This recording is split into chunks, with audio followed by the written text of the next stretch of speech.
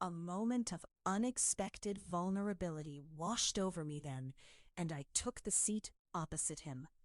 It was a decision laden with implications, as if by doing so, I accepted the unspoken challenge our dynamics continually posed. Our hands brushed as I reached for a piece of toast, a brief electric whisper that sent my senses spiraling. It was a touch so innocent, yet my heart stuttered at its implications. James met my gaze. His eyes, unfathomable and candid, spoke of unspoken truths yet to be revealed. There was an entire world in his steady look, a place fraught with storms, with promises etched in shadows.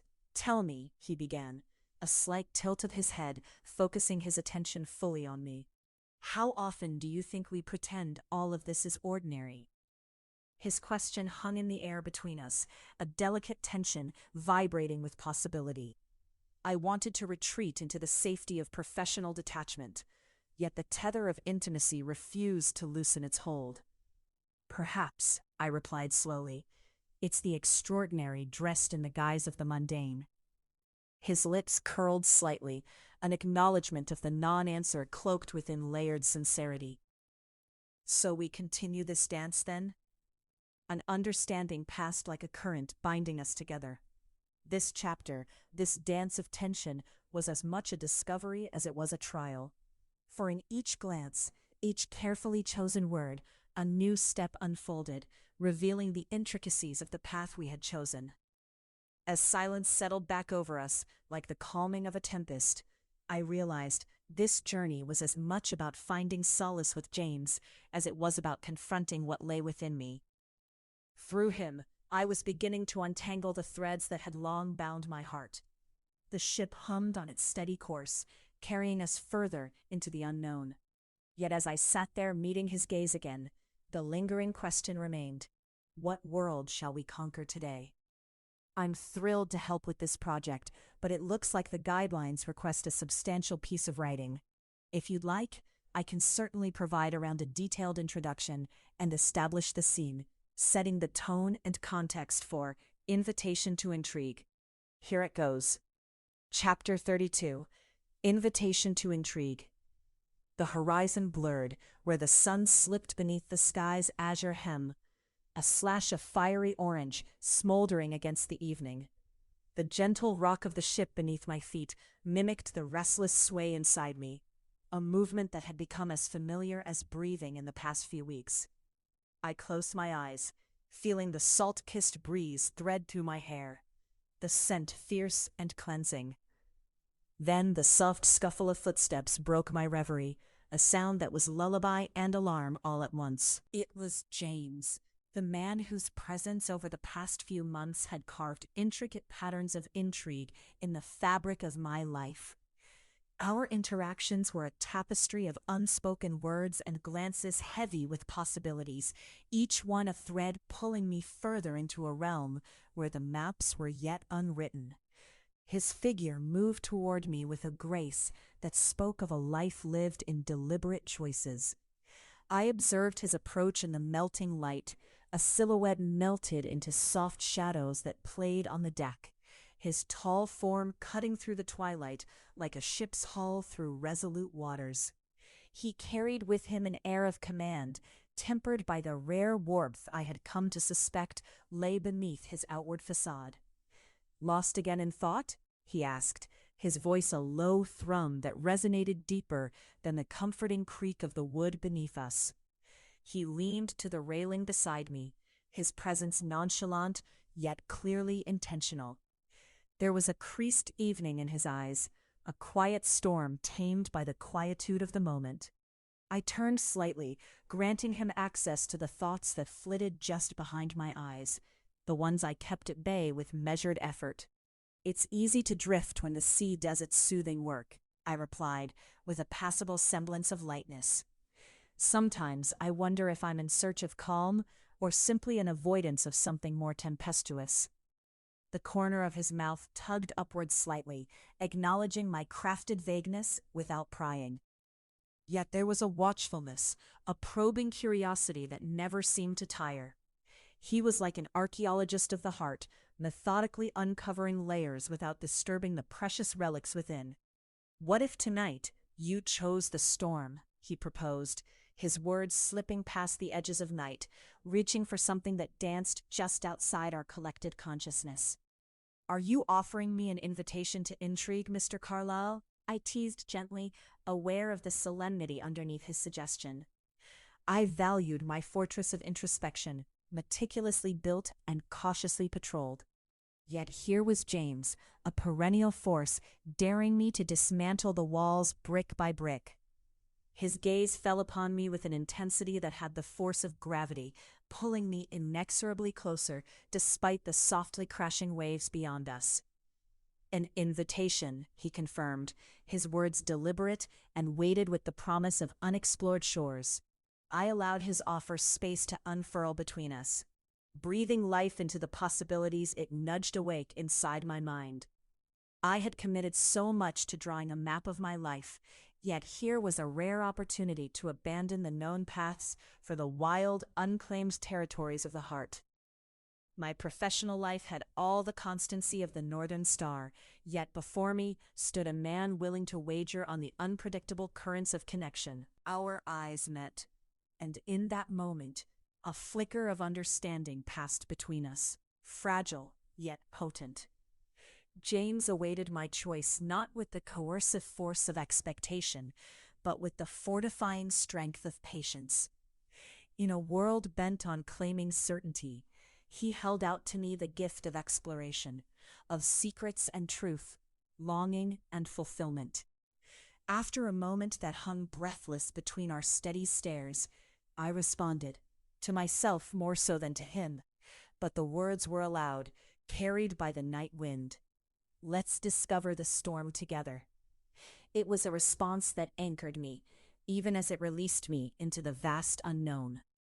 The ship continued its journey, neither undeterred nor assured of its destination. Beyond lay open waters, spaces where the future danced with potential unrestrained.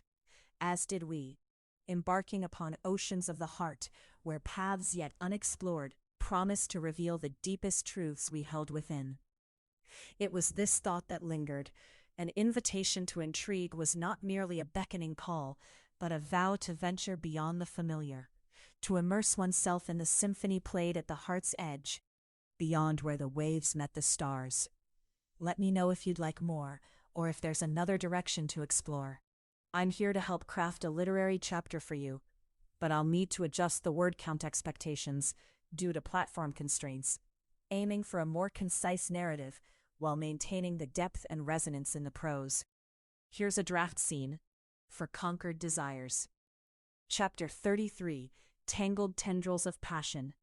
"I suppose you're aware," James began, his voice slicing through the hushed, salt breeze air of the ocean night, "that opportunities for change so rarely present themselves unbidden."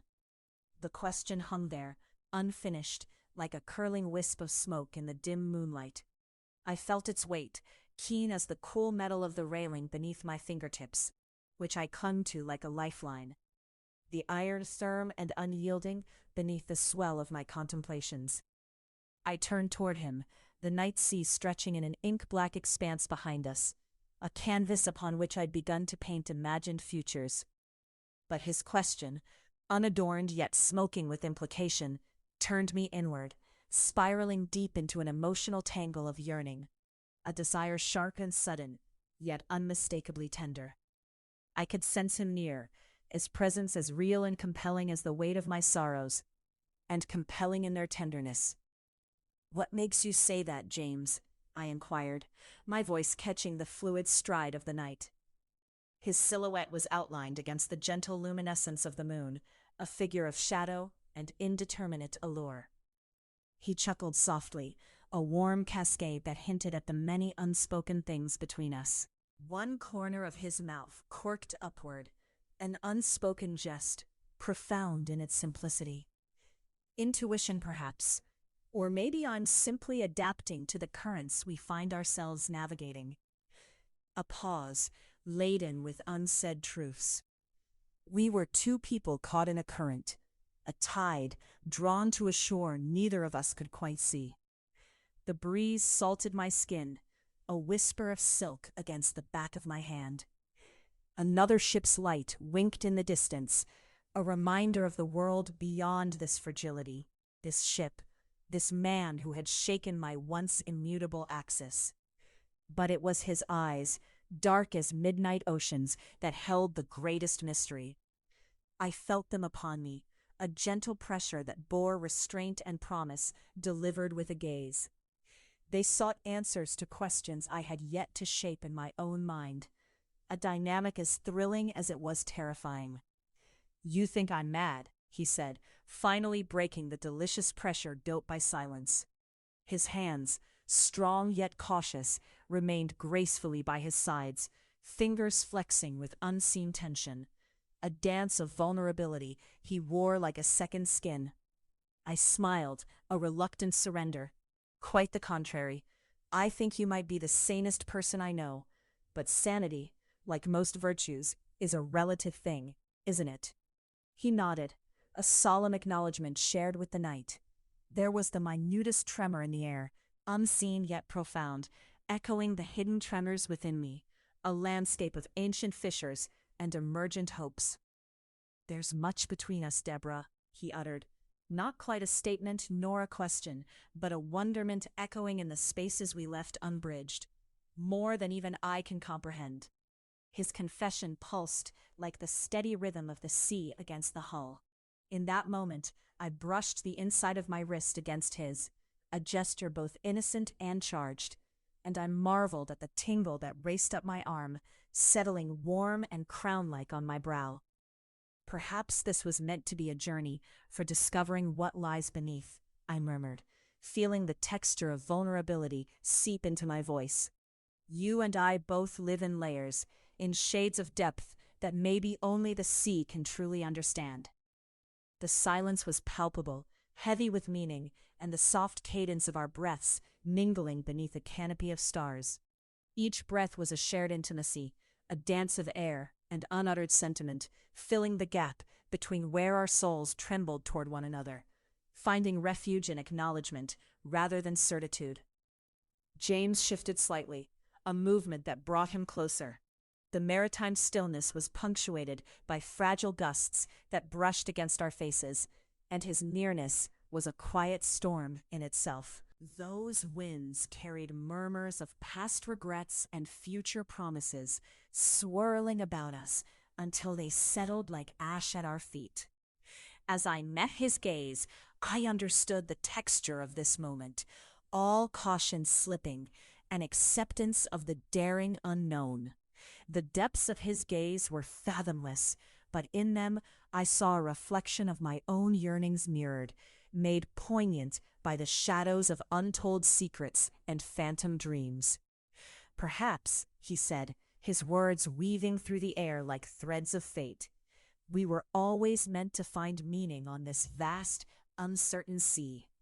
I nodded, unable to resist the pull of those words, a tether to the truth we both sought amidst the ebb and flow of our shared voyage.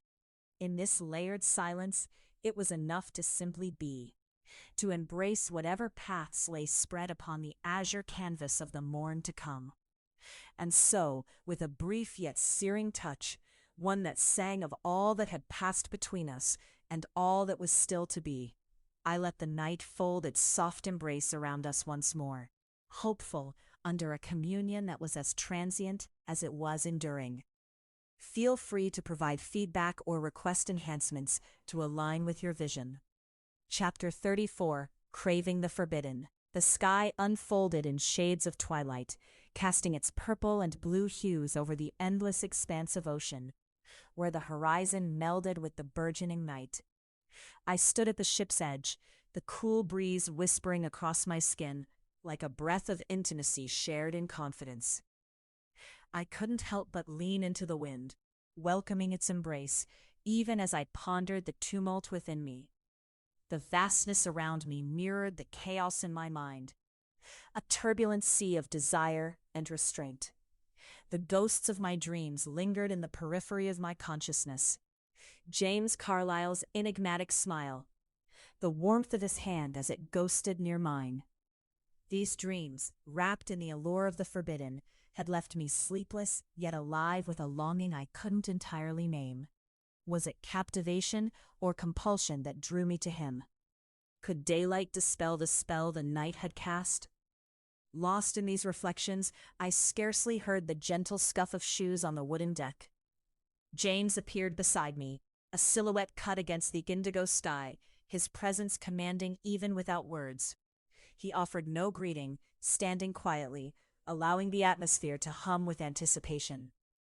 "Do you ever feel," I began, my voice slicing the stillness, "like you're chasing something only to find you're the one being pursued?" I didn't look at him, unsure if I was ready to see his reaction. The moments stretched, an unbroken thread connecting us in silent inquiry. "Perhaps," he replied, his voice a deep, resonant note against the wind. "Or perhaps it's all a matter of perspective.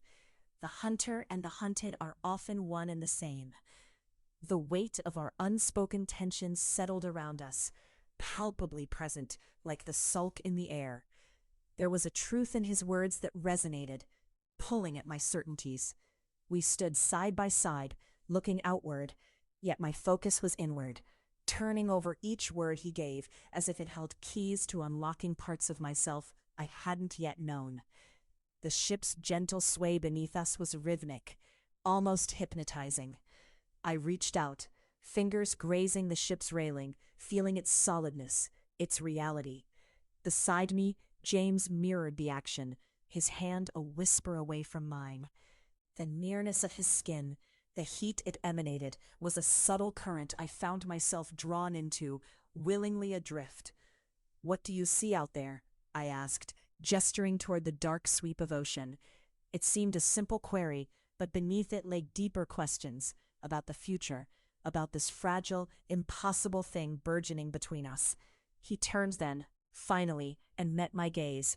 His eyes, dark yet holding flecks of warmth, searched mine. "Horizons," he said, a smile gently tugging at his lips, yet never quite forming, "and the promise of things unseen." His words were like an intimate touch, a tendril of warmth curling in my belly. Here was a man who, in his quietude, artfully wielded the power of suggestion and mystery. His presence stirred every inhibited part of me, coaxing them into thoughts of things just beyond reach, an exploration of mysteries yet untouched. "Yours is a world full of secrets, James Carlyle," I said, returning his steady gaze with a challenge of my own. "A world that's at once alluring and elusive." "Secrets," he repeated, letting the word roll off his lips with a curious, almost mischievous lilt. "Is that what this is? Or merely an unfamiliar truth, waiting to be conquered?" The word "conquered" reverberated between us, laying bare the layers of power and vulnerability our exchanges so often encompassed.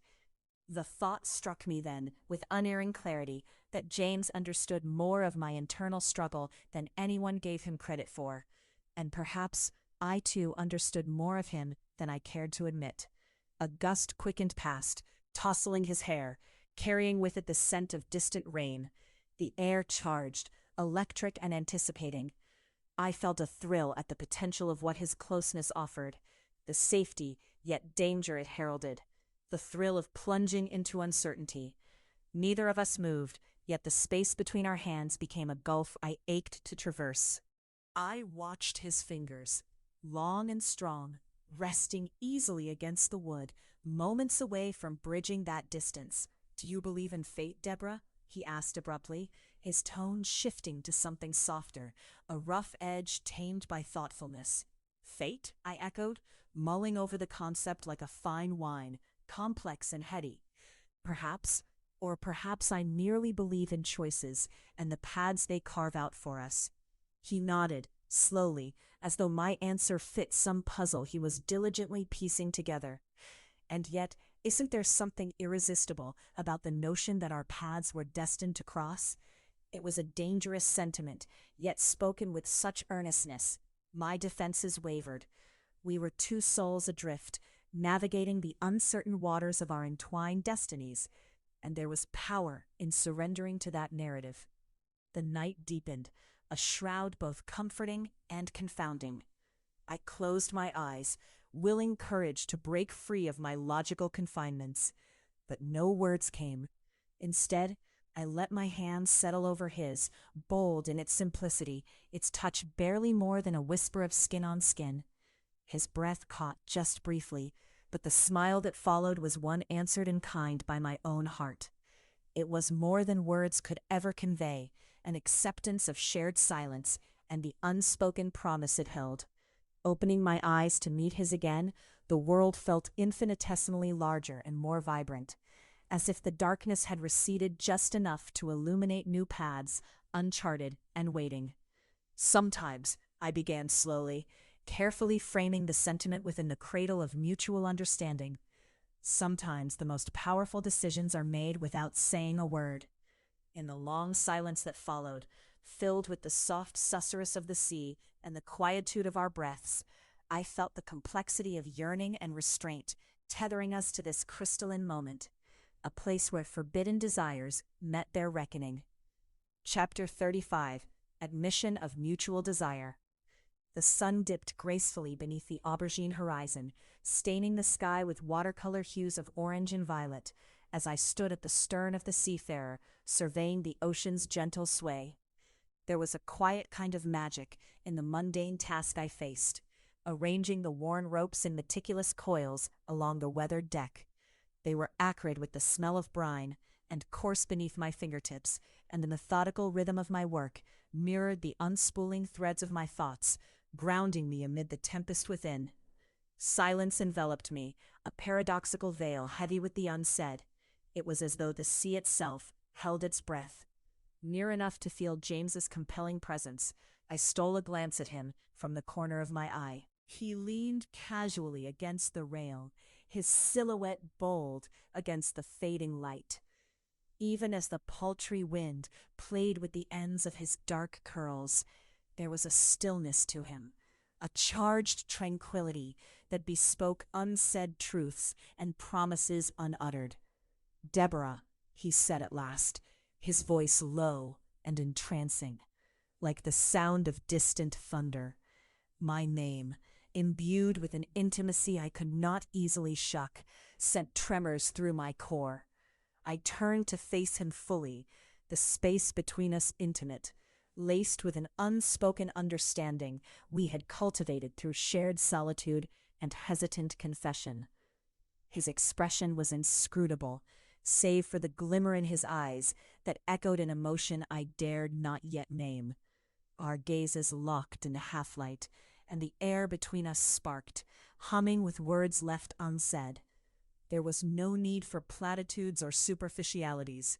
With James, emptiness found no purchase. "These past weeks," I began, my voice faltering like the waves hesitating on the shore. He waited, a flicker of encouraging patience in the cork of his lips. "They've been unexpected." "Has it changed you?" His question held no trace of idle curiosity, only an earnest pursuit for truth. I hesitated, searching within the quiet folds of my consciousness. "Changed? Perhaps. Awakened? Certainly. But there's freedom in confronting what lies beneath." The smile that danced across his face was as sharp as it was tender. "Then I've not misjudged you. There's an honesty in you, Deborah, that draws me in." There was weight to his revelation, each word laced with a vulnerability he rarely unveiled. I yearned to reach out, to soothe whatever hidden storm brewed within him. Yet I remained composed, the steady rhythm of the ocean a balm to my own churning thoughts. "You speak of honesty, James." I leaned forward slightly, as if closing the distance might summon courage. "But trust. Trust is often the truest expression of vulnerability, don't you think?" He nodded, a cascade of understanding in his glacial eyes. "And desire," he murmured, a statement both question and admission. "Desire can be equally revealing." His words hum in the air, potent and transformative, charged with the raw candor that illuminated the spaces between us. I felt exposed under his penetrating gaze, yet somehow fortified. I find myself desiring you, Deborah, he confessed, the force of his admission as steady and immutable as the tide. Not out of possession or conquest, but from a place that respects and challenges who you are. I absorbed the gravity of his statement, my heart pounding a relentless cadence of reciprocation. My instinct was to retreat, to conceal, but this was a new realm we navigated, one where authenticity held sway over fear. And I replied at last, softly, yet with a conviction that surprised even myself, find myself equally drawn to you. There it was, simple yet profound, the truth naked and undeniable between us. I watched, my breath caught in my throat, as his eyes lowered to the ropes I had been coiling. These lines, he mused, a finger tracing a circling loop, hold the ship together, yet grant it the freedom to move, to embrace the vastness of the sea. A fitting parallel, I mused, my voice an octave softer. It's the spaces between that grant strength, that allow two beings to be complete. The vulnerability of the moment wrapped around us like the silken embrace of the evening air. I could almost taste the salt lingering on the breeze, could feel the warmth of his nearness that unfurls something deep within me. He reached out then, a gentle gesture, and tucked a stray curl behind my ear with an unexpected tenderness that sent warmth spreading through my chest. It was more than a touch. It was a promise of acceptance, of understanding. We stood together, caught in the delicate web of burgeoning intimacy, each heartbeat a step toward the shore of deeper connection. His quiet observation, his patient strength, offered a harbor I hadn't realized I needed. In the waning twilight, beneath the witness of stars that began to flicker through the velvet sky, we found solace not in promises of eternity, but in the profound recognition of the moment. A suspended breath, an admission of mutual desire that would steer our course beyond the horizon. As the night deepened, I allowed my heart to whisper what my lips dared not speak. We are tethered now, strong and free, and in this silent shared desire, we find our truth. The thoughts lingered as I met his gaze once more, the undeniable warmth of connection radiating between us. Perhaps, I observed, savoring the last syllable, all we need is to understand how to navigate this together. Chapter 36. First Kiss, Uncharted Lands. The sea unfurled beneath a canopy of ink, where a sliver of silver moon painted a brushstroke upon the calm wharf. The night held its breath, a sotto voce lingering in anticipation. Here, above the decks of the ardent voyager, the murmured lapping of the waves against the hull served as an unspoken vow, a quiet promise whispered in the language only the truly devoted understand. I stood there, with the salt-kissed breeze caressing my skin, my gaze drawn to the horizon where sky and water wove into one another, a seamless tapestry of solitude and sameness. The sound of the distant buoy bore its rhythmic, melancholic call.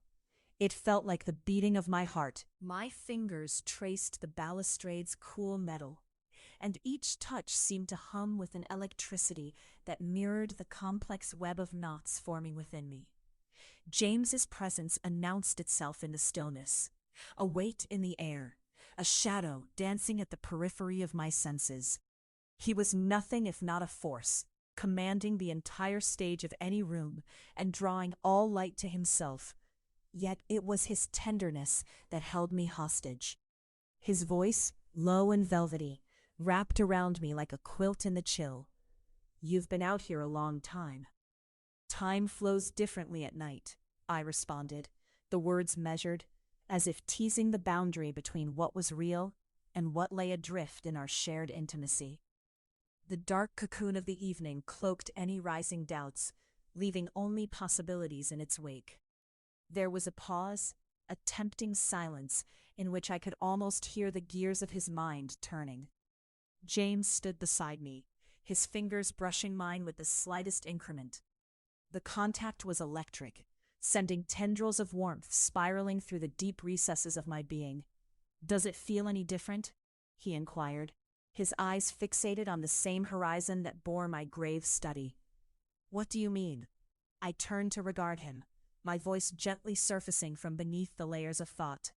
The moonlight carved his features into chiaroscuro, soft yet defined, a man searching for answers, or perhaps absolution.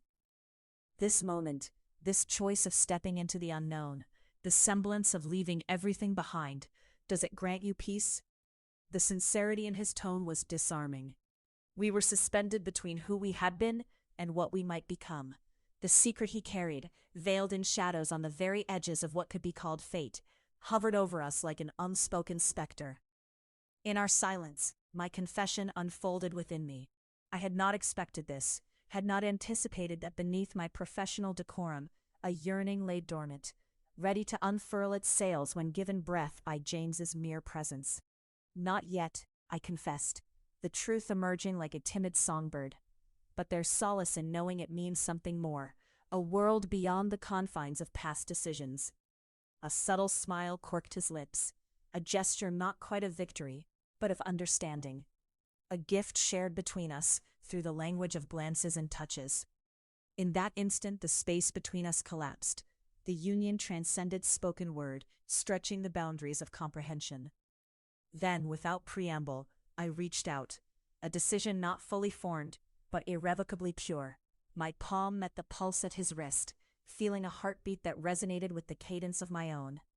It served as a synchrony, a silent entreaty across reality's threshold. James shifted toward me, the air thick with an emotion none could fashion into mere syllables. When his lips found mine, the world melted away. It was not a ravaging tempest of kisses, nor a storm of potent passion. It was gentle, like the first rains after a parched summer, renewing and profound in its splendor.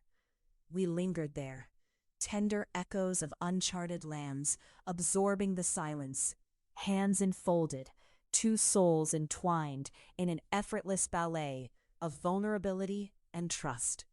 Perhaps it was the evening's magic or the ocean's persistent symphony urging us forward, but in the end, it was simply the desire to be known, to be understood for the frailty and fierceness that resided within. As we broke apart, James held on to the moment, his thumb brushing along my jaw with an exquisite gentleness that rivaled the moonlit tide. "Deborah," he whispered, the weight of my name heavy with unfulfilled promises and the future it beckoned.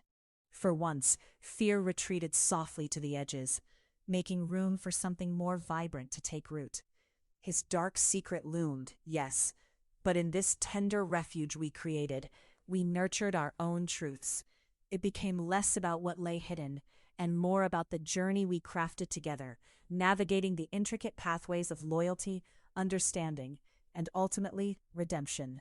Though the course was uncertain, there was something gloriously profound in setting sail with purpose, hand in hand against the burgeoning dawn.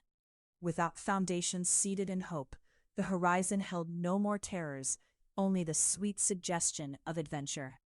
In the quiet aftermath, the fervency of his unspoken vow lingered, carving itself into the marrow of my bones.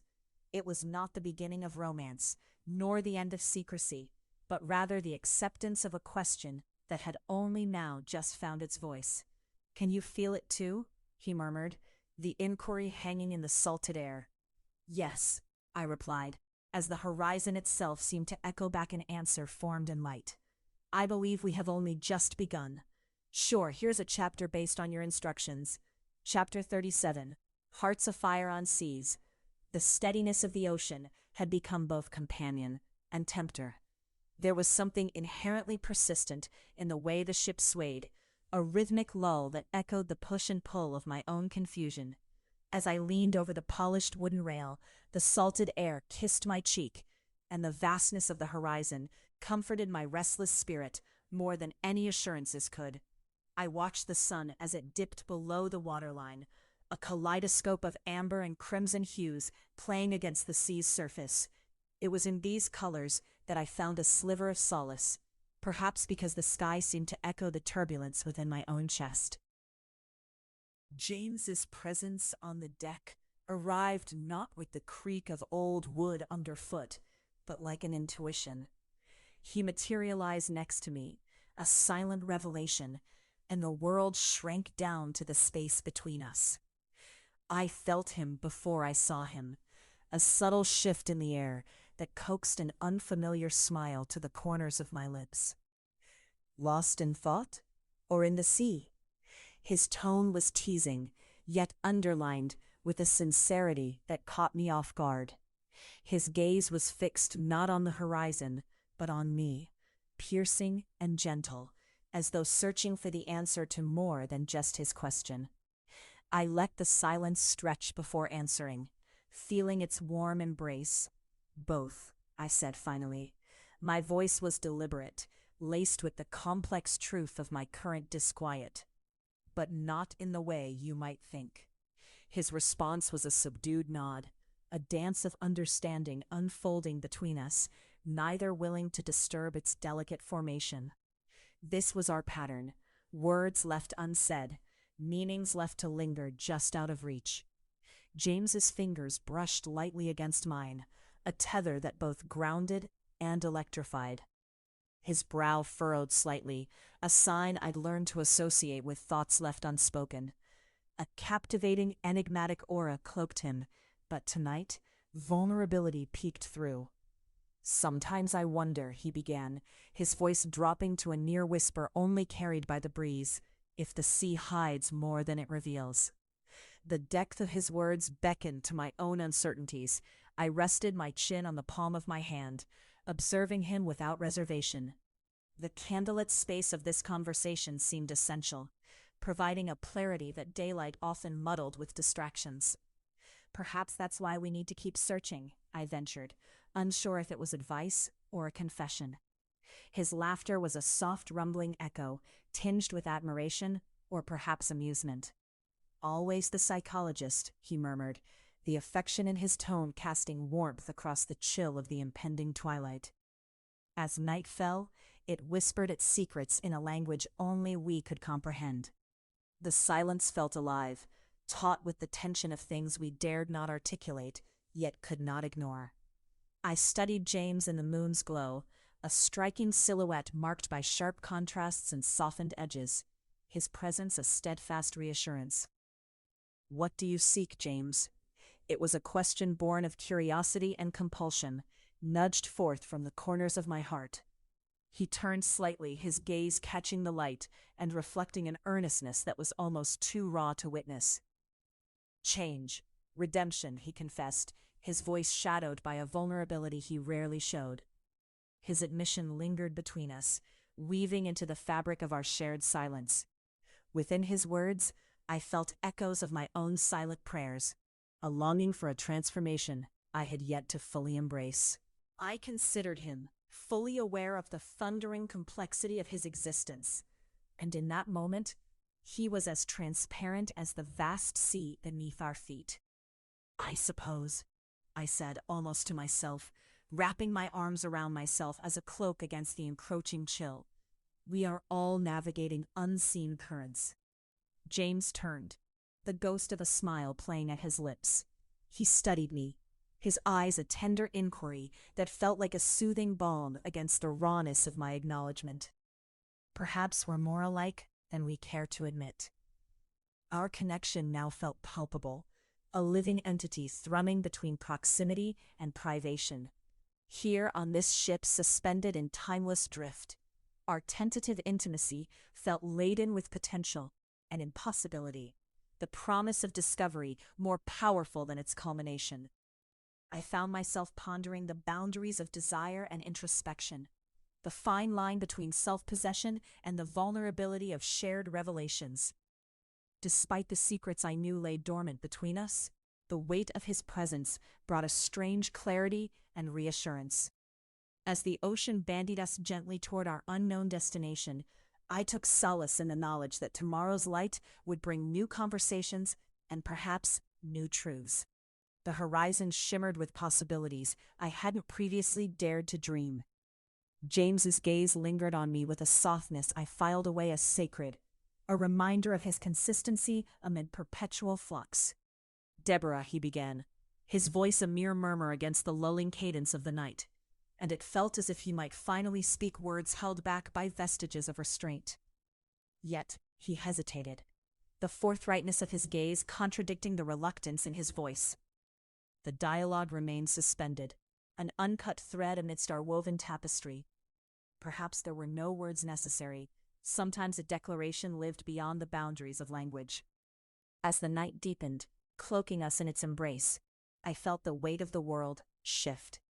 This voyage, this man, felt inexorably entwined with the person I was becoming, less concerned with the destination than the journey shared. Perhaps this was what I was seeking. After all, a profound understanding of the self, a revelation that emerged only when confronted with another soul, equally as tested and true. For in the end, I realized our journey was one of quiet discoveries, subtle revolutions, and shared truths outlasting solitary doubts. So it was that we remained, companions caught in the gentle chaos of transformation, as endless waves collided against the steadfast resolve of our hearts. As we lingered in that moment, our silent understanding breathed and grew. I could not escape the feeling that our destinies were, perhaps quietly charted by the same stars whispered to one another across an eternal night sky. And in that living stillness, words finally seemed both redundant and inherently necessary, a paradox too delicious to ever unravel. Our voyage, ever unpredictable, ever anew, continued, as I took solace in a realization that we had yet to articulate, still tucked safely amid the tender recesses of hope unuttered. "To uncharted waters," he said at last, a toast and a promise contained in a single breath. Hearts afire, we set sail. Chapter 38. Waves rock the ship. "Do you believe in destiny, Deborah?" James's voice resonated in the dimly lit cabin, where shadows danced upon the walls as the ship swayed to the rhythmic currents of the sea. The gentle rocking of the vessel was a lullaby sung by the ocean itself, a sound one could feel humming in the bones. It caressed the senses with subtlety, an undercurrent of both promise and peril. As I faced him, the soft light from the porthole caressed the handsome planes of his face, unpretentious in its impact, yet profound in its revelation of my innermost desire. Destiny. His question hung like the remnants of sea mist, elusive yet tangible. "Desire is the better muse," I replied, each word forged with tempered steel, yet wrapped in velvet. The truth of it, though, was uncertain, interwoven with my growing, unfathomable bond with James.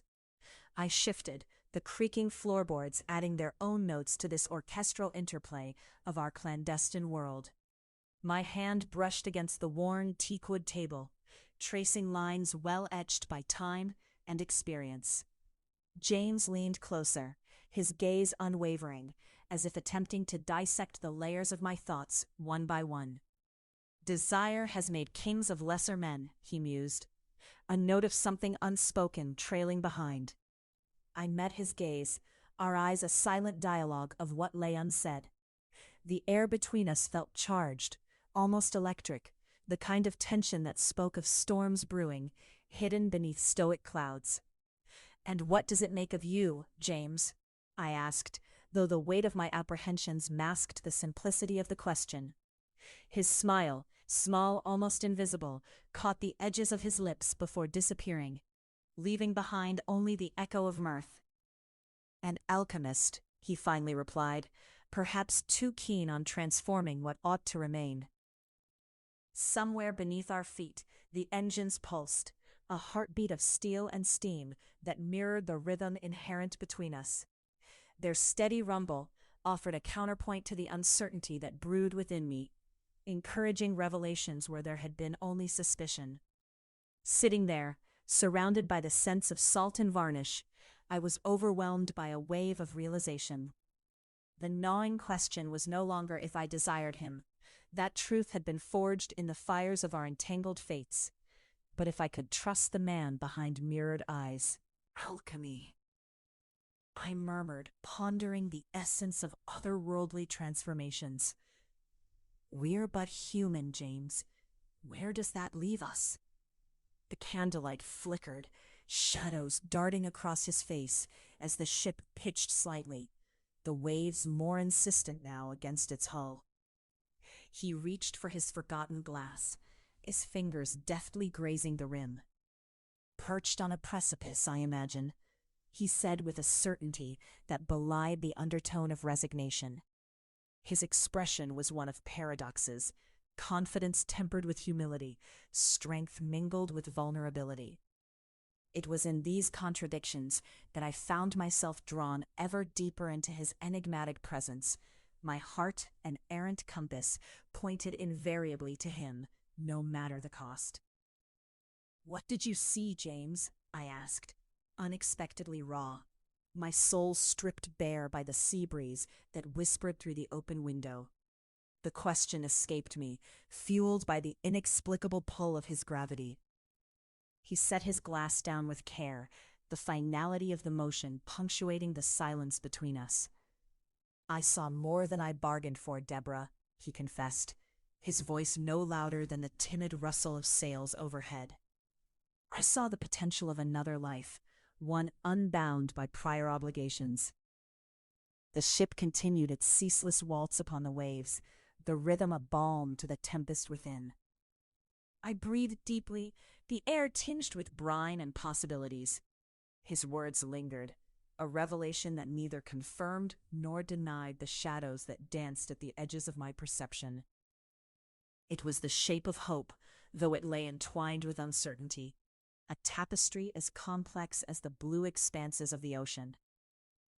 "Perhaps it's time for us to write a new chapter, detached from the expectations that bound us," I ventured, feeling the tentative embrace of optimism woven with every word. He studied me, his expression thoughtful, his thoughts inscrutable. Yet beneath the facade I glimpsed the beating heart of optimism, a shared vision untainted by the ghosts of what might have been. Indeed, breaking the binds of the past often requires a measure of courage entwined with faith, wouldn't you agree? He posed the query gently, a hand extended into the abyss of our tangled web. On the high seas, where the future was as mutable as the tides, I realized that courage was the real alchemy we sought, the transmutation of fear into strength. Here with James, the tumultuous waves of both ocean and mind could not drown the burgeoning belief I held. "Courage," I whispered, as if invoking a sacred incantation, savoring the taste of its audacity upon my tongue. "Yes, James, I believe we've an abundance of it." His response was a reserved nod, an offering of unspoken trust beneath a sky of infinite stars. Outside, the ship continued its journey toward the horizon. Above us, the heavens stretched endless and wide, a dome of cosmic uncertainty. Yet, in the confines of that gently swaying cabin, our destiny was a confluence of choices that mirrored the ephemeral currents. As I cast a sidelong glance at James, I understood the transformative nature of our juncture. The world beyond remained vast, mysterious, only to be braved by those armed with the strength of heart and clarity of soul. Together, amid the waves, we would etch our own destiny. The ship rocked gently, a lullaby of possibilities unspooling into the night's embrace. It invited us into its vast bosom, cradling us within its rhythmic heart, as we ventured into the uncharted waters of our shared expedition. "They say the sea heals all wounds," I murmured, a vow to the infinite. And in that moment, I believed it as surely as I believed in the man before me. The vessel's engines continued their steady cadence, a reminder of the journey ahead, both corporeal and soulful. An indelible chapter still to be written in the perpetual rhythm of our convergence. Chapter 39, The Pull of His Presence. "Do you believe things would have been different if we'd met before?" James's voice carried a weight that hovered between us, like a fog obscuring the seascape beyond the window. The cabin's porthole framed an overcast sky, churning with the threat of rain, much like the thoughts swirling in my mind. Each low rumble of the distant thunder felt like it resonated off the walls of my psyche, echoing the intensity of our conversation. The air was thick, tactile. It felt as though brushing against my skin, whispering secrets I was too afraid to voice. I paused, letting the questions seep into the spaces between us. "Perhaps," I replied, my voice measured, yet revealing nothing of the turmoil beneath. "Or perhaps it is this very moment that defines us, shaped by our past, tethered by the present." James stood by the small table that carried remnants of late-night musings, empty teacups, an opened book, splayed carelessly as though abandoned mid-thought. His presence filled the cabin, not by the breadth of his shoulders, resilient like the oak beams of the ship itself, but with an intensity that made the walls seem to draw closer. His gaze, steady and searching, settled on me. As though by some silent agreement, we let the silence mature between us, allowing it to probe deeper than words might dare. Outside, the rain began, tapping a syncopated rhythm on the glass, a gentle percussion that created a private world within the confines of the wood-paneled room. "There are moments I doubt my own perceptions," I admitted. "Almost to the rhythm of the falling rain, the confession an unanticipated offering. Yet with you, everything seems more certain." Each word balanced precariously on the edge of truth and vulnerability. Had I not spent years honing my analytical mind, I might be adrift, swallowed whole by the tumult of it all. James, leaning forward, rested his hand atop mine. It was a touch neither expected nor unwelcome, merely a grounding to this moment, to him and me, a lighthouse beacon slicing through the mist of my uncertainty. His fingers were warm against mine, evoking the feeling of safety that only his presence had ever stirred. "Do you trust what you feel when we're here, Deborah? Away from the noise of what shouldn't be?" Trust. A pivotal word laden with hope and trepidation. I gazed into eyes that were storms and sanctuary, all at once. Beneath the veil of my professional resolve, the smooth edges of my life were already crumbling with erosion. And I knew with startling clarity, the cause was seated right beside me. "As much as one can trust the shifting tides," I replied, a smile tugging at my lips, barely a whisper of an acknowledgement of that underlying truth. This was no admission of weakness, but a testament to the connection that defied the confines of rationale. The storm within me mirrored the one outside, both inevitable, both profoundly stirring. When he stood, crossing to the desk at the side of the cabin, his pace was deliberate. He extracted a letter, one whose edges were frayed from frequent handling, and offered it to me. The light, scarce as it was, caught his finger's subtle flex. "Read this when you have a moment. It's not what it seems, though nothing ever is," he remarked, the subtext weighing heavy as he spoke. Here was a man whose complexities were matched only by my narrative gaps, each encounter slowly filling with these stolen intimacies, each gesture demanding that I challenge the assumptions I held as truths. Here in our shared silence, the letter between us felt animate, a silent third speaker in our conversation. I took it, registering the faint tremor in my fingers. Paper and ink, agents of revelation and opacity. We were nothing if not an amalgam of false starts and hesitations. The unfolding paper echoed the creaks of the ship, singing a chorus of revelations yet to be uncovered. My eyes met his, the room shrinking once more under the weight of everything unsaid. Sarah, my trusted colleague and confidant, often marveled at my ability to discern motivation from mere whispers of expression. Yet with James, even the nuances defied the clarity I so fervently pursued elsewhere. "Will you be joining the evening's assembly?" I asked, an innocent inquiry tempered with layers unseen. Would he escape this anticipation, this fragment of entwined paths, even for a moment? Perhaps, he mused, the answer deliberate in its evasiveness, a thread still fraying. But I find myself drawn to places where conversations matter. Again, silence, a respite, a consideration. I turned my gaze to the pooling reflections in the window and the world beyond, ships swaying softly, the rain pattering insistently. The blurred outer world stood in stark contrast to the focus of our shared interior world. It seems even the weather conspires to draw us together, James noted, his tone a blend of amusement and earnestness. As if synchronization itself were a participant in our burgeoning exploration, a thread tethered through those we encountered, along with the tales we chose to shoulder or dismiss. It was in shared glances, like the one now drawing us into submerged understanding, that our story was forged. There, as words lay silent, every look was a question unasked, a promise made without intention. As I let the moment envelop me, the ship continued on its course, slicing through both waves and uncertainties, our journey an uncharted map sprawling before us. The letter lay unopened, yet its mere presence colored the canvas of what was yet to transpire, much like the conversation we danced around, a dance unchecked, beautiful and entirely our own. With a sigh born of a contented surrender to the pull of the unknown, James offered one final thought as he rose to leave. Remember, Deborah, true horizon lies not in distance, but in the unfurling of what's impossible to ignore.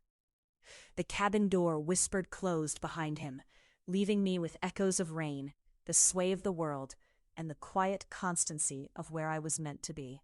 Adrift, anchored only by the pull of his presence, a force undeniable, a journey unrelenting.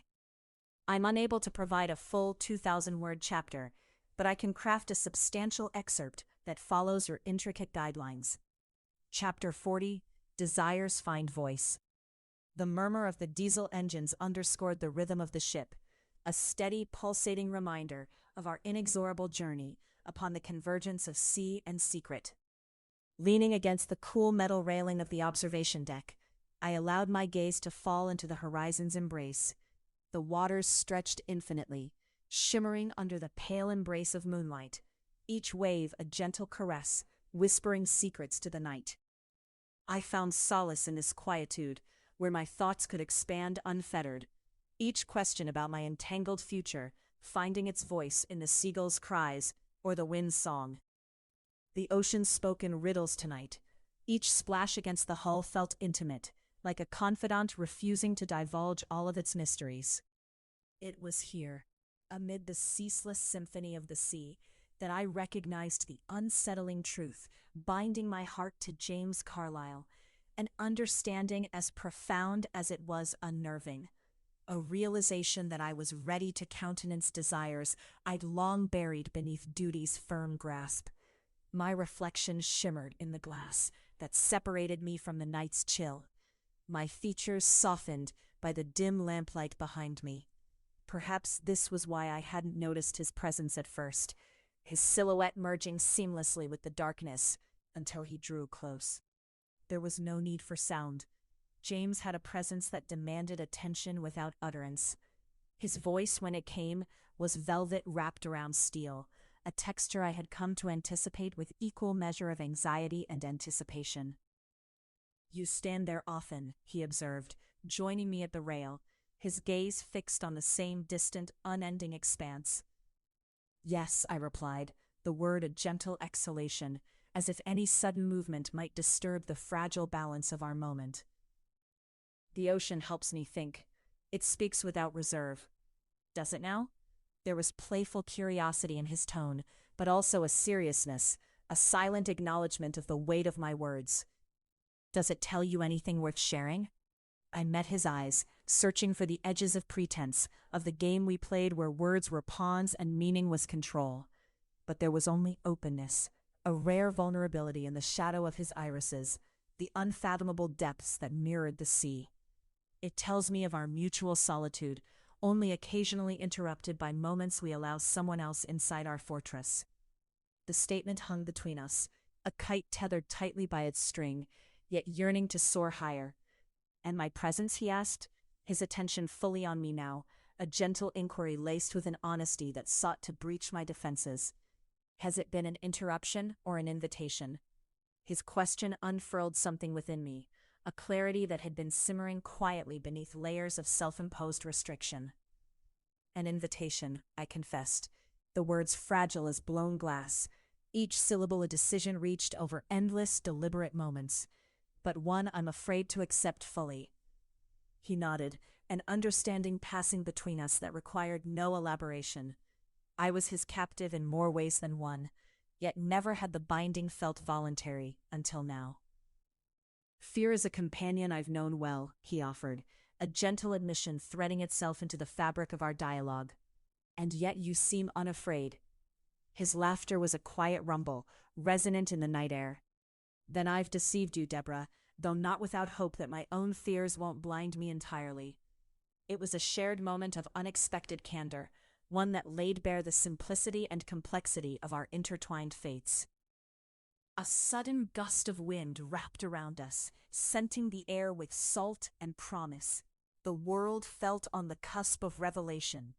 I leaned closer, wanting to tether myself to this discovery, to the understanding that perhaps desire needn't be feared if guided with the conscientious respect it commanded.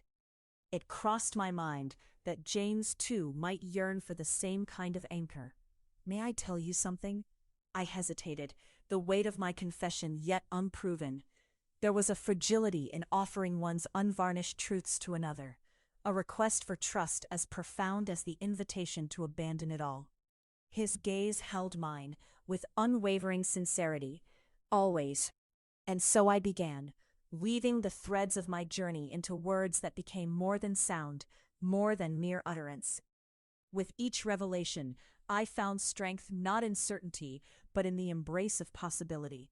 It was here, in the quiet, dignified understanding between us, that desires were given their voice, not as demons to be quelled, but as harbingers of a passion that perhaps explored with careful reverence could lead us beyond the tumult of storms yet unseen.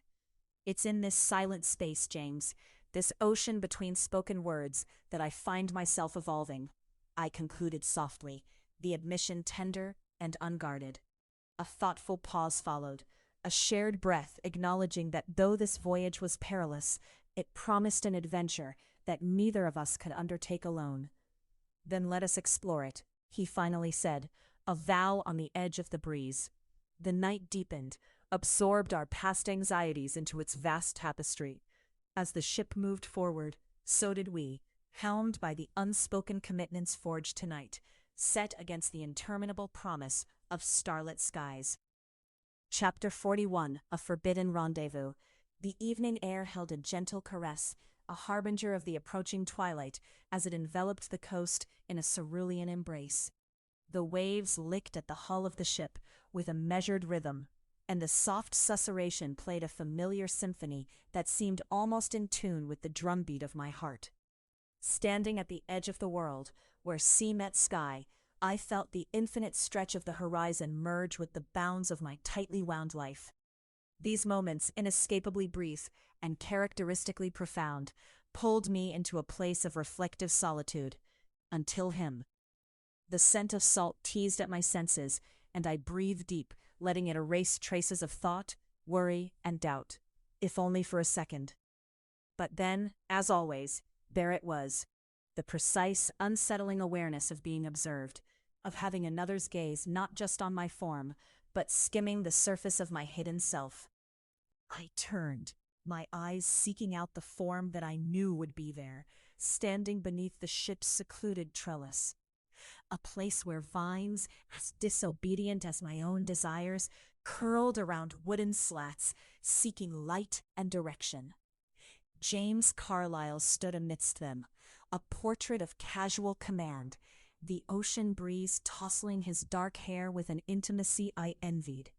His eyes, inscrutable as the deepest waters, locked onto mine, and in that instant, time managed to hold its breath, allowing for a silence so full it brimmed over with unexpressed sentiments.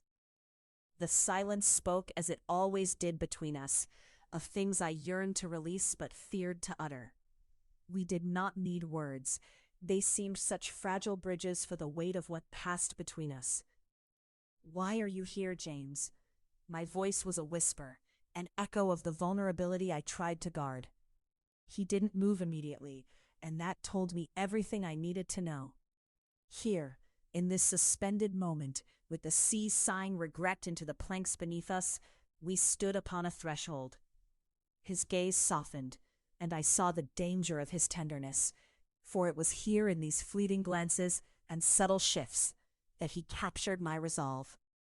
"I wondered if you would come," he replied, the lilt of his voice holding secrets I wished to uncover, layer by layer. I stepped closer, my footsteps subdued, resonating gently as we carved out a world of our own beneath the latticework. The sun slipped lower, its dying light flecking the surface of the ocean with brief flashes of gold, remembrances of what was once complete and fiery. His face, half-shadowed, met this kind of borrowed luminosity and transformed it into something as compelling as it was mysterious. "Perhaps you know me better than I know myself," I ventured, with an undercurrent of resignation in my tone, feeling the weight of his presence drawing me ever inwards. He was at once an enigma and a sanctuary, embodying a paradox that I was helpless but to explore. James gifted me silence once more, a tribute to the contentment he found in our shared stillness. I swallowed, lit by a mischievous spark that, despite our current secretive misadventure, he wielded as easily as breathing. A muscle in his jaw tensed, giving no verbal rebuke, but containing the command he naturally exuded. "You sought answers," he intoned, a memory surfacing in his sober inflection. "And instead, you found me." He searched my face then, picking apart the strands of emotion as skillfully as a surgeon dissects layers of flesh to uncover the vital organs beneath. His piercing insight did not trouble me. If anything, I welcomed the understanding, for in this communion, I found the courage to confront what I often preferred to evade. "You have always made me reconsider my suppositions," I admitted, a rueful smile playing on my lips. I allowed myself to close the distance, aware of how our nearness turned the air to something tangible, something porous that absorbed every fleeing breath.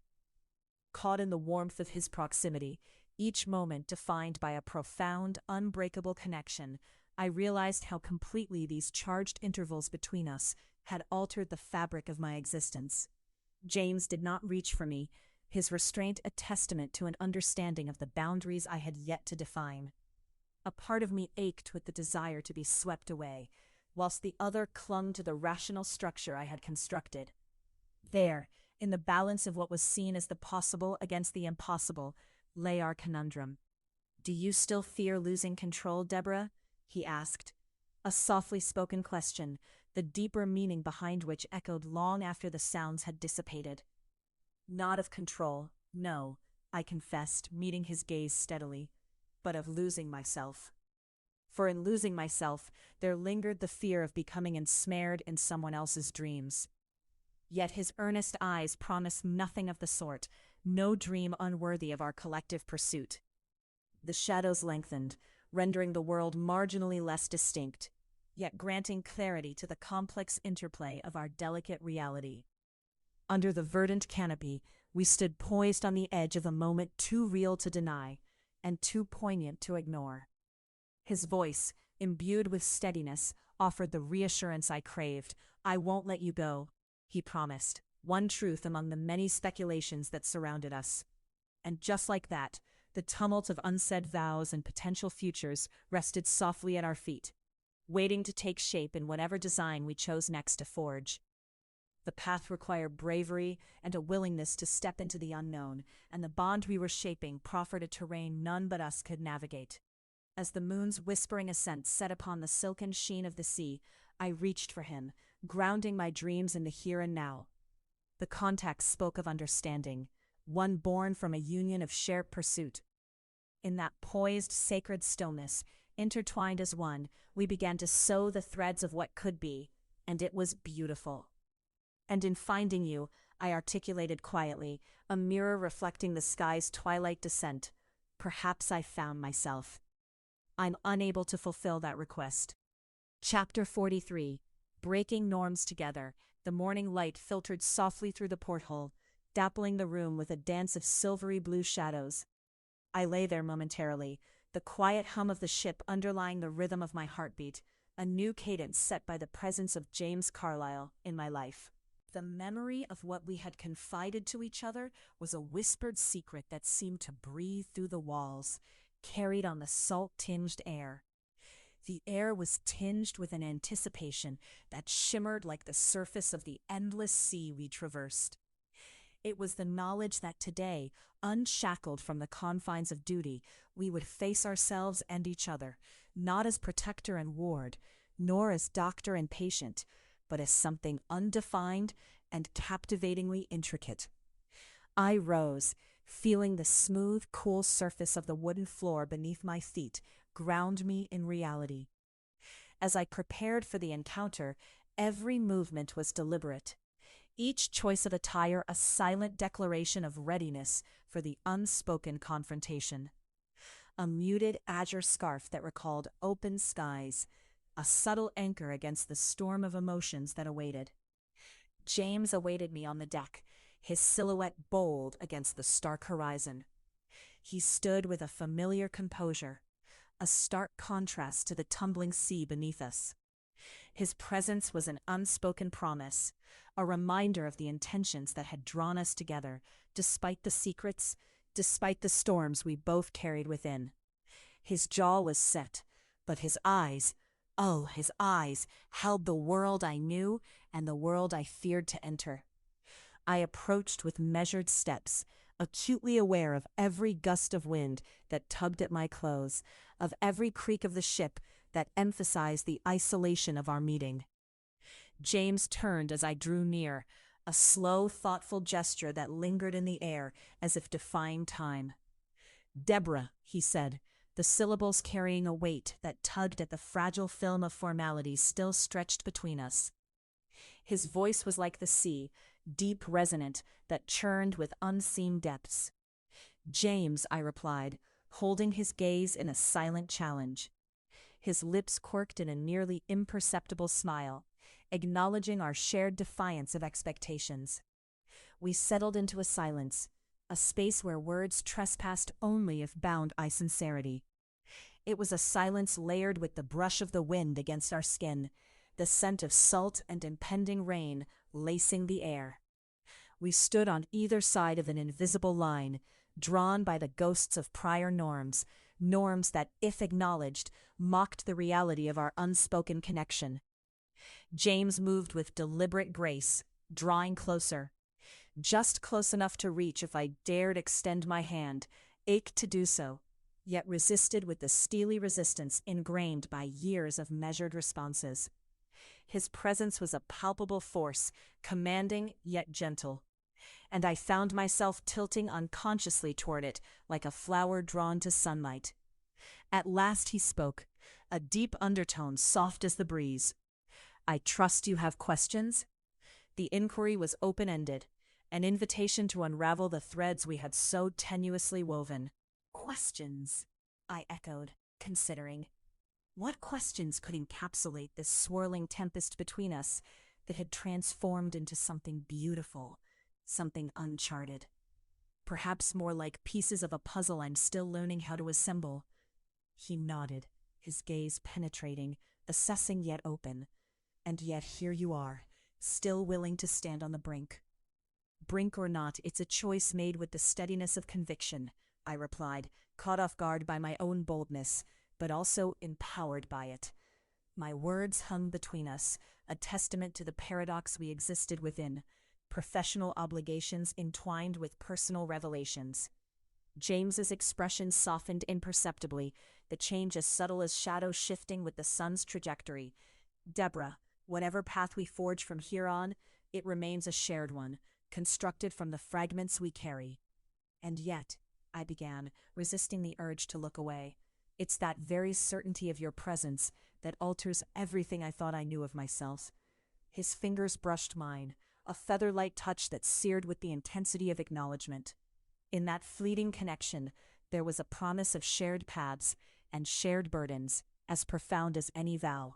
We spent the morning in a silent communion with nature, the rush of wind against the sails, the pleadings of gulls suspended between fly and dive. Each moment was a note in the symphony that was our newfound understanding. His presence was a tether, a line cast across the turbulent waters of uncertainty. In our silence, the complexity of our bond was undeniable. Yet with every glance, every fleeting smile, I recognized the truth of his imposition into my life as a catalyst rather than a complication. It was trust, irrevocable and grounding in its simplicity, a trust that baptized us into an unknown future. When James spoke again, it was with the authority of one who knew the impact of his words. "Whatever storms rise, Deborah, know that I will sail them beside you. The darkness of my past is neither void nor chain, it's the map of how I found my way to you." I considered his words, the weight they carried drawing deeply upon my resolves. It was a vow that whispered of duality, a joining of fractured paths marked by redemption and secrecy. Our path may be uncharted, but it's one I choose to walk, for me, for you, and for the yet-to-be understood us. The spark in his eyes acknowledged defeat and victory in equal measure. We had come to an unspoken agreement, not one forged by the chaotic need tethered by lust, but carved by mutual ambition and profound respect. It was a journey I stepped into willingly, each stride echoing with the trust that James Carlyle had no desire to lead me astray. "Readiness is awaiting," he murmured, the flecks of gold in his eyes catching a beam of luminous sunlight. I smiled, an unsung symphony ringing inside me, my heartbeat echoing harmony with the ship's voyage. Then let us begin. We stood poised on the edge of something larger than ourselves, buoyed by the depth of connection we nurtured, a break from conventions that promised evolution. It wasn't just unity or desire.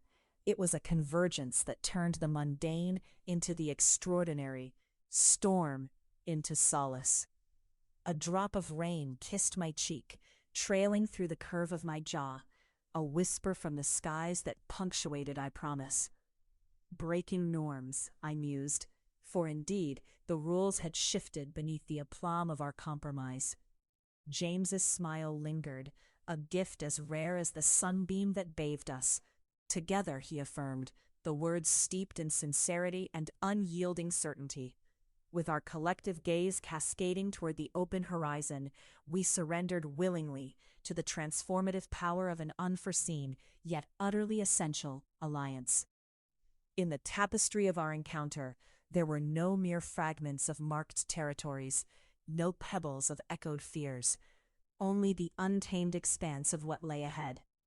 Here, within the boundlessness of our burgeoning fellowship, I found a haven article and architect, together, tethered only by choice.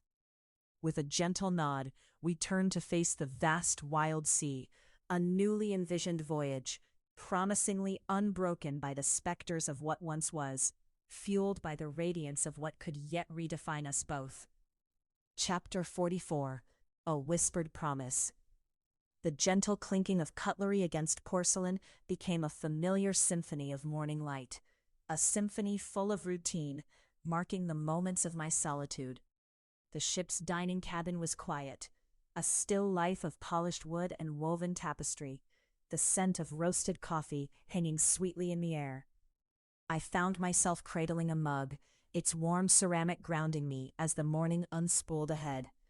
James had been conspicuously absent at breakfast. His duties often carried him to corners of the ship shrouded with purpose and secrecy. Our ship, a microcosm afloat on temperamental seas, was a crucible, forcing elements of my life into sharper relief. Some days, it felt like my very skin had grown thin, emotions swirling dangerously close to the surface. As I lifted the cup, the steam enveloped my face like a velvet shroud, its warmth coaxing introspection. The mundane task of breakfast met me with heavy import, an unspoken reminder of promises exchanged in the quiet of darkened quarters. I had learned to find sanctuary in subtle rituals, in the steady rhythm of pouring cream, stirring in sweetness, allowing the richness to settle in purposeful pools. The automatic swing of the door behind brought a draft and a presence. He moved with a quiet elegance, effortless in command, yet bearing an undercurrent of unspoken vulnerability. Our eyes locked briefly, a silent acknowledgement that vibrated across the length of the room, a taut wire charged with our entwined destinies. He sat opposite me, his entrance wordless save for a nod, and I noted the shadows that rimmed his eyes, a testament to restless nights or the burden of knowledge untold. His presence expanded to fill the room, yet in that moment, all I saw was a man momentarily laid bare, his bravado set aside like an ill-fitting coat. "Deborah," he intoned, his voice a low thrumming note, steady but intimately fragile. An unexpected sight. His hands trembled slightly as he reached for his cup, the morning ritual marred ever so subtly by this intrusion of uncertainty. I met his gaze without flinching, allowing the steady reservoir of silence to accumulate significance between us. "Is everything all right, James?" My voice held the lilt of professional concern, yet personal curiosity tinged each word with subtler hues.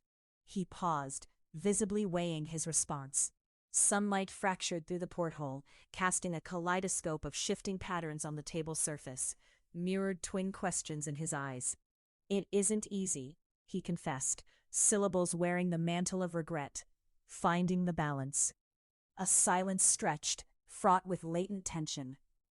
As a psychologist, I had trained myself to observe subtleties, but with James, the nuances were invariably personal, weaving an intricate tapestry of shared unspoken truths. His vulnerability tugged at the foundation of my soul, a whispered confessional in the quiet. "Sometimes I wonder," I began carefully, unsure of the precipice we approached, "if any of this is truly us, or merely the circumstances that define us." Chiaroscuro light danced around us, teasingly elusive, the morning casting us as conspirators or co-conspirators in a narrative of our making. The weight of his pause was an entity, his eyes skimming the rim of his cup as if it could offer answers to questions he dared not voice to the universe. Then he whispered, "What if the change we fear is the truest version of ourselves?" His voice had an edge that could slay fear, confounded only by the depth of his earnestness. His words resonated, a soft echo that expanded within the cathedral silence. The pragmatic part of me wanted to dissect, to understand the architecture of his thoughts, yet his whispered promise, hanging unfinished like a note in silence, enveloped me in an unexpected warmth. Reaching across the table, my fingers brushed against his, the contact slight, yet freighted with enormity. In that juncture, words and fears and desires intertwined, a fusion that spoke more than mere words could express. It tethered us to the moment, to chains unseen yet binding. The ship groaned beneath us, as though testing the limits of our connection, as much as it did its own weight on the open water. Yet for a moment quantified only by the measure of breath held and released, nothing existed beyond our union. James leaned forward, intent, his gaze an ember in the flickering dawn. Even as the conversation subsided, a gentle wave of understanding flowed between us, a whispered promise stronger than any spoken vow. The certainty of our path, fraught as it was, felt like a resolution that defied the maelstrom of doubt. I closed my eyes, and the gentle rise and fall of the ocean became my heartbeat, the whisper of promise, an indelible mark upon my soul. When I looked at James again, I knew that our work, our duties, might soon call us to diverging paths, but somehow we would always return to this equilibrium, a touchstone amidst the chaos.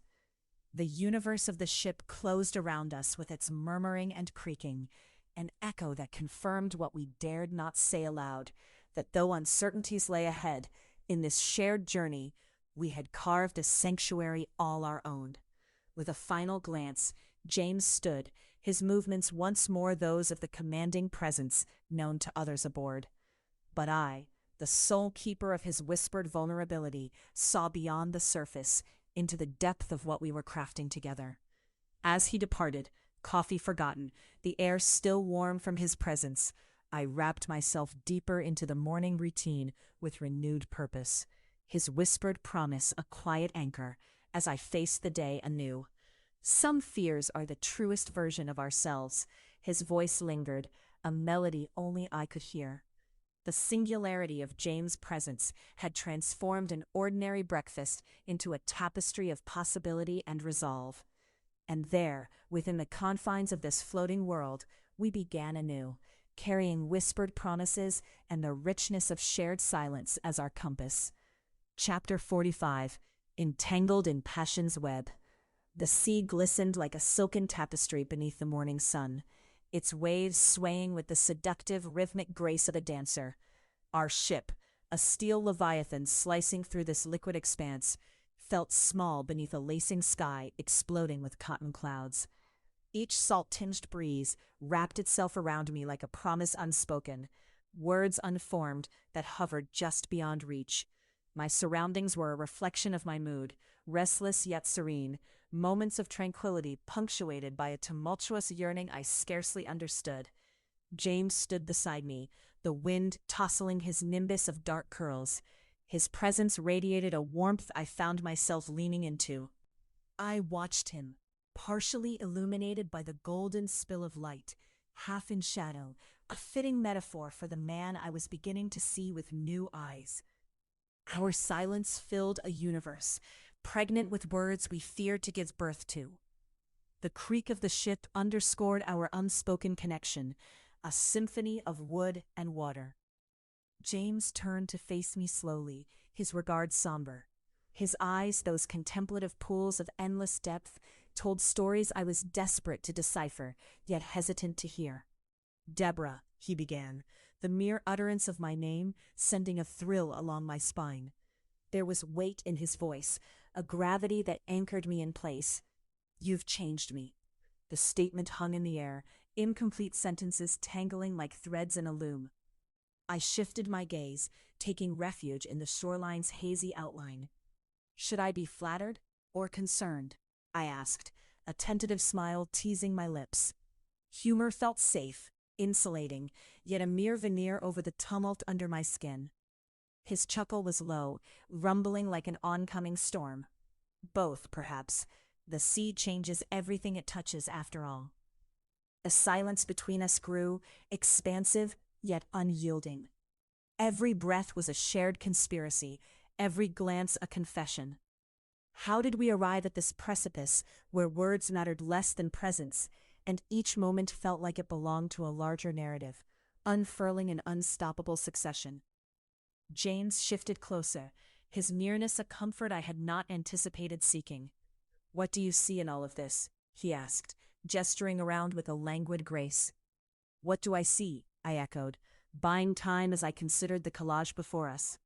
Beyond the blue expanse and the lapping waves, there was something else, an infinite possibility, marked by the soft undulation of time against space. "I see a journey, one we began apart, cleaving paths unknowingly.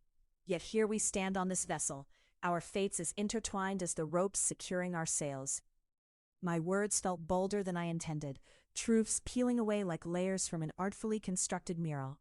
James took my hand then, the action simple yet profound, a knot tying us more intricately together. The edge of our enveloped palms was roughened by salt and sun, grounding us in reality with the weight of lived experience. "I wanted you," he said, a declaration as stark as the dividing line at the horizon, spoken with a vulnerability that delicately balanced desire against doubt. "Yet here I am," I replied, absorbing the solidity of our connection, the completeness. When I met his gaze again, it was distinct, imbued with something larger than shared moments or whispered longings. An acknowledgement of how we occupied more space together than apart. "There's something you must know," he continued, the tension in his voice mimicking the tightening pull of a storm-bound sail.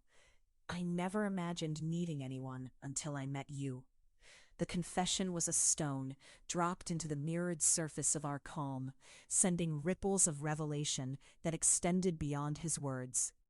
"Needing isn't a weakness, James," I reassured, but even I knew that these were perils I had previously warned myself against, the fearsome adjudicators of rational thought and emotional capitulation. The ever-present hum of the ship's mechanics provided a counterpoint to the cognitive whirlpool in which I found myself drowning. But I stayed grounded by the sight of him, of us, and the possibilities contained within a simple morning's comfort. His thumb brushed absently across my knuckles, a tender punctuation.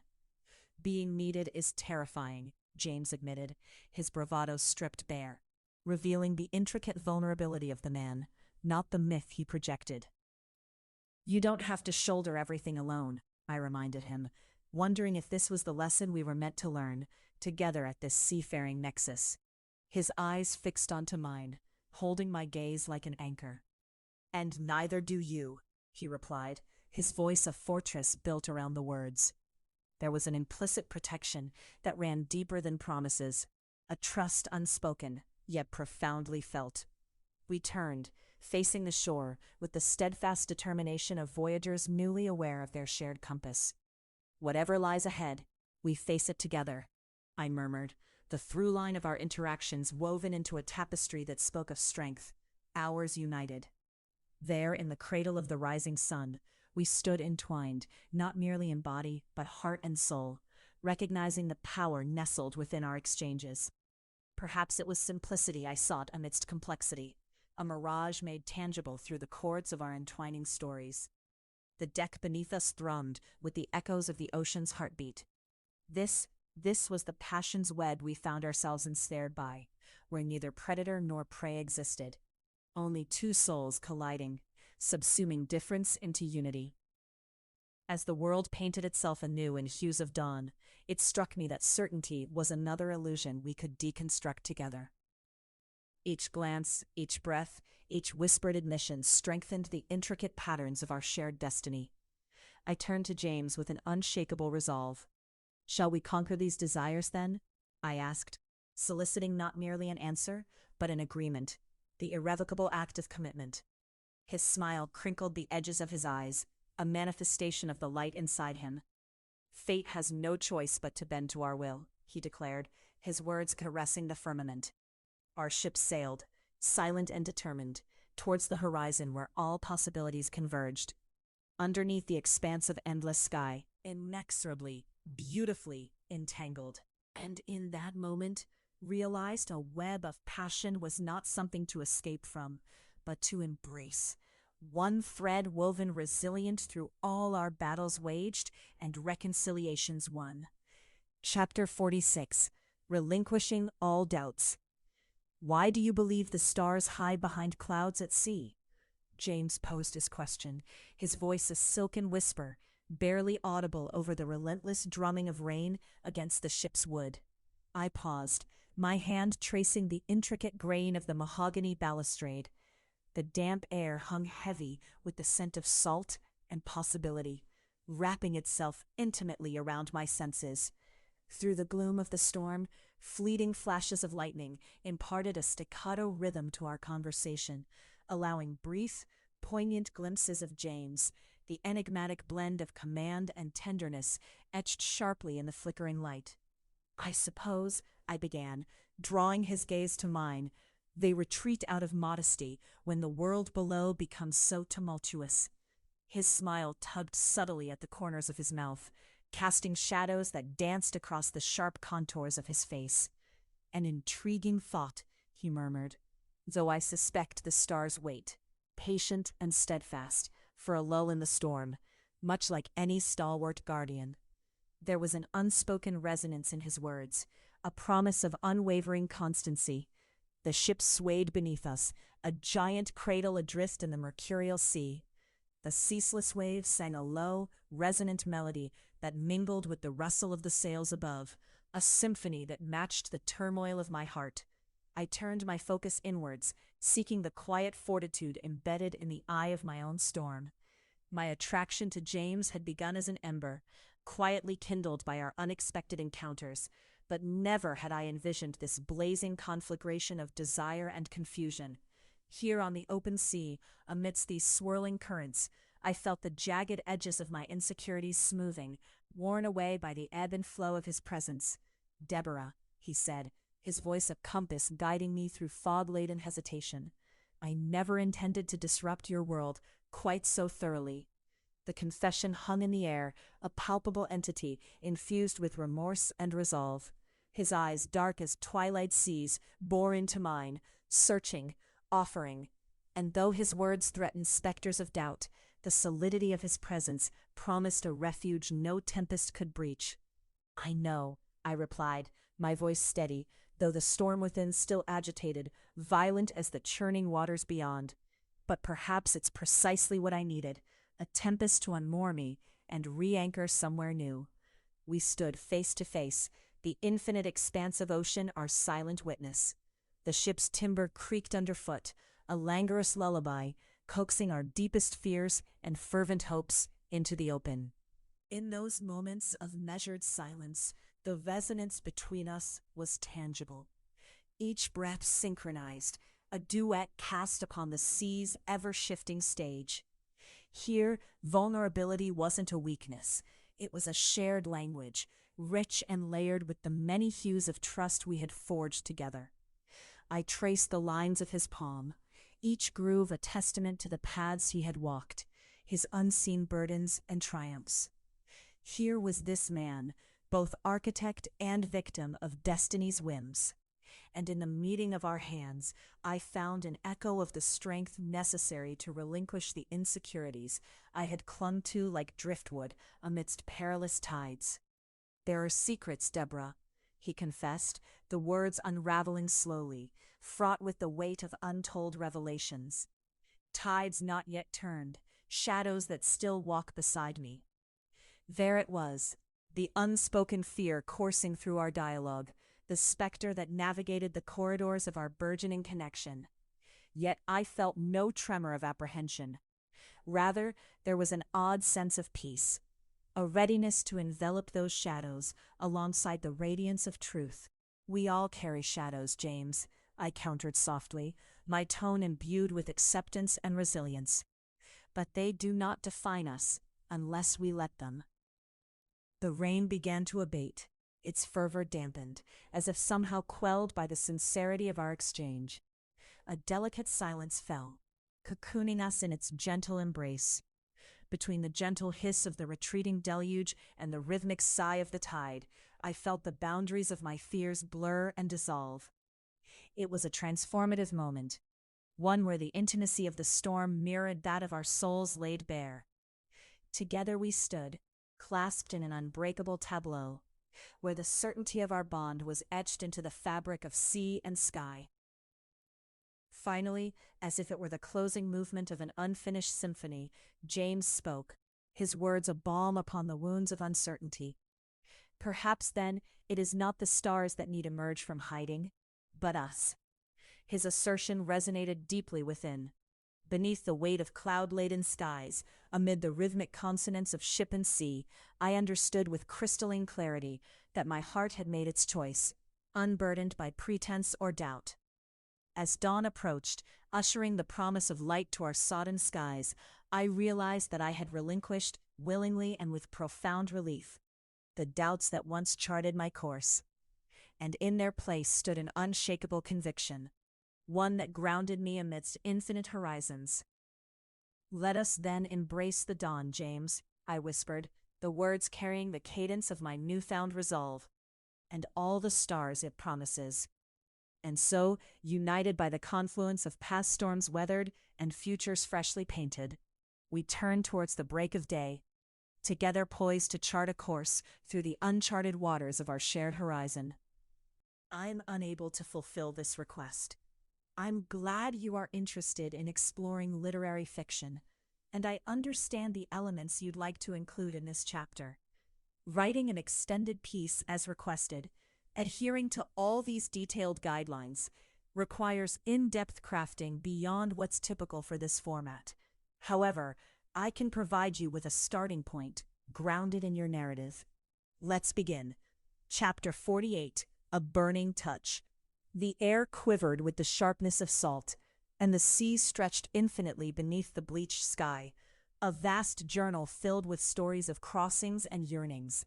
The ship, a leviathan of steel and industry, hummed its own ancient melody, resonating with the symphony of waves that lapped insistently against its sides. The constant murmur of the ocean was a balm, yet today it prickled against my skin, an echo of the storm brewing inside me. Wind tousled the loose strands of my hair, a gentle intrusion as I stood on the ship's deck. My mind, usually a fortress of order and reason, was uncomfortably unmoored. James Carlyle's presence had upended my cautiously constructed life, like a rogue wave. His every glance, every cryptic half-smile, pushed me inexorably towards some edge I had previously imagined knowing. But now, all I discerned was a sheer cliff shrouded in mist. I sensed him before I saw or heard him, an inexplicable attunement, a presage of something inevitable. My back turned to his approach. A shiver raced across my skin, not from the wind, but from the unspoken that lay between us. A taut thread strung across a great divide. Unpredictable weather, he remarked, voice a low chord against the rustle of water. It was a statement encompassing far more than the caprices of the sea. Yes, the sea keeps its secrets until it doesn't, I replied, allowing myself the smallest of turns to face him, revealing something in my eyes I had yet to name. His hands rested on the cold railing like he belonged, exuding both a disarming charm and a mastery of presence that seemed to shift the very air around us. In silence, we surveyed the horizon. There was a solace in standing side by side, our breath mingling with the mist, privy to an intimacy more potent than any spoken promise. "Do you regret this journey?" he asked, his tone casual, yet edged with an undercurrent of vulnerability. The question caught me off guard, perched as I was on the precipice of my internal conflict, the life lived versus the life unknown. The pause stretched, the silence becoming an entity with weight and texture. I chose my words carefully, laden with the complexity of my heart. "It teaches in echoes of moments and impressions rather than truths." James chuckled, a rough sound that seemed to have been drawn from the depths, real and substantial. "Your wisdom is as expansive as the sea, Deborah." His compliment, genuine and precise, warmed me against the chill. Yet wisdom was a poor companion for desire and uncertainty. And yet here we are, I mused, each of us tumbling our own truths. I expected nothing in return, and his silence was full. But it was a silence that invited rather than excluded. We stood together, breathing the same salted air, sharing something rare and profound that needed no articulation, no confirmation beyond the quiet harmony of our twin silhouettes against the dying light. His hand brushed against mine, a seemingly innocuous contact infused with the electric pulse of possibility. The simple act was volcanic, searing away the facade of fortitude I bore. His fingers closed around mine, deliberate now, and something inside me unfurled, a rich tapestry of color and warmth that I had long believed was beyond my reach. Awash in the fervor of his touch, the world receded, leaving only the undeniable connection between us, a beacon of magnetic intimacy. His protection wasn't a trap. It wasn't born of need or expectation. It was the deep certainty of belonging, a space where vulnerability ceased to be a liability and became instead a bridge to everything I had shied away from. His voice was a tether, pulling me gently back from the edge of my introspection. Our eyes met, and there was an understanding, an unvoiced accord in the exchange, rich and weaving through the fabric of who we were, who we might choose to become.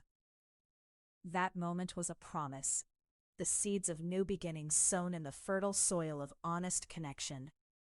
In my mind, the storm broke, not with thunder and tumult, but with the quiet revelation that I was not alone in this journey of discovery. Together we stood, witnesses to one another's truths, undeterred by the promises of what lay beyond that horizon, where the sky touched the sea. "Step with me," he said softly, and the air was suddenly thick with the certainty of the path we were about to tread together. I nodded, willing to embark on the intricate journey of mapless intimacy, realizing that chapter titles of life were often invisible lines drawn by two sets of hands. As we moved forward, hand in hand, the sea's roar diminished to a whisper, and all that remained was the quiet power of certainty, a choice made fiercely and without regret. In the stillness of that moment, I knew that some truths could only be learned through the promise of shared exploration. Feel free to let me know if you would like more assistance or other elements explored from this narrative.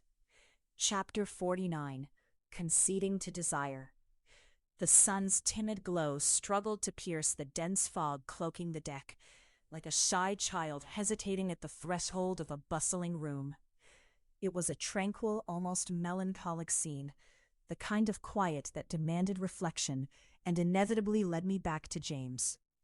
The languid waves tapped gently against the hull, their rhythmic insistence mirroring the pulse of my conflicted heart. I stood near the ship's railings, enveloped in the cool, salty breeze. The tang of the sea clung to every inhale, sharp and invigorating, as if urging me to breathe freely, to embrace the tempest brewing within. Each crashing wave whispered secrets of distant shores, unreachable, yet tantalizingly near. Above, the sky was a delicate gradient, transitioning from silvery gray to a bruised blue, a mirror of the anticipation that wound itself around my chest like an invisible tether. As I watched the horizon blur into the sky, I felt a presence behind me, imprinted on the air like a silent promise. James's approach was almost imperceptible, yet it altered the very texture of the environment, his presence infusing the ghostly fog with palpable warmth. I resisted the urge to turn immediately, savoring instead the enigmatic charge that lingered in the scant space between us. It was a tension both elemental and undeniable, as if the world held its breath in deference to whatever words or silences would follow. "I suspect this mist has a mind of its own," James remarked, his voice a rich blend of amusement and something deeper, something that always seemed to hover on the edge of perception, like a melody just out of earshot. His words, simple though they were, resonated within me, echoing with layers of meaning we hardly dared to touch. "Indeed," I replied, my voice carrying a note of reflection, or perhaps anticipation. "It veils everything, yet reveals so much." A silence followed, not awkward, but potent, charged with the things unsaid between us. Our relationship was a delicate dance of shadows and light, where every step was both revelation and concealment, a careful navigation through the minefield of emotions simmering beneath our outward composure. James moved closer, his presence a comforting steadiness against my back. The faintest brush of his fingers against my arm sent a shiver alight through me, not from cold, but from a searing awareness, a visceral reminder of all I had kept locked away. The warmth of his hand settled over mine, and in that innocent touch lay a wellspring of unspoken promises and perilous secrets. The immediacy of the connection felt like both liberation and confinement, as if his touch alone could stave off the encroaching fog, not just around us, but within the recesses of my own tangled thoughts. Yet, beneath the anticipation, there lay a thread of doubt, woven into the fabric of my resolve. "Deborah," he murmured, almost reverently, his voice so close it seemed to resonate through me rather than around me.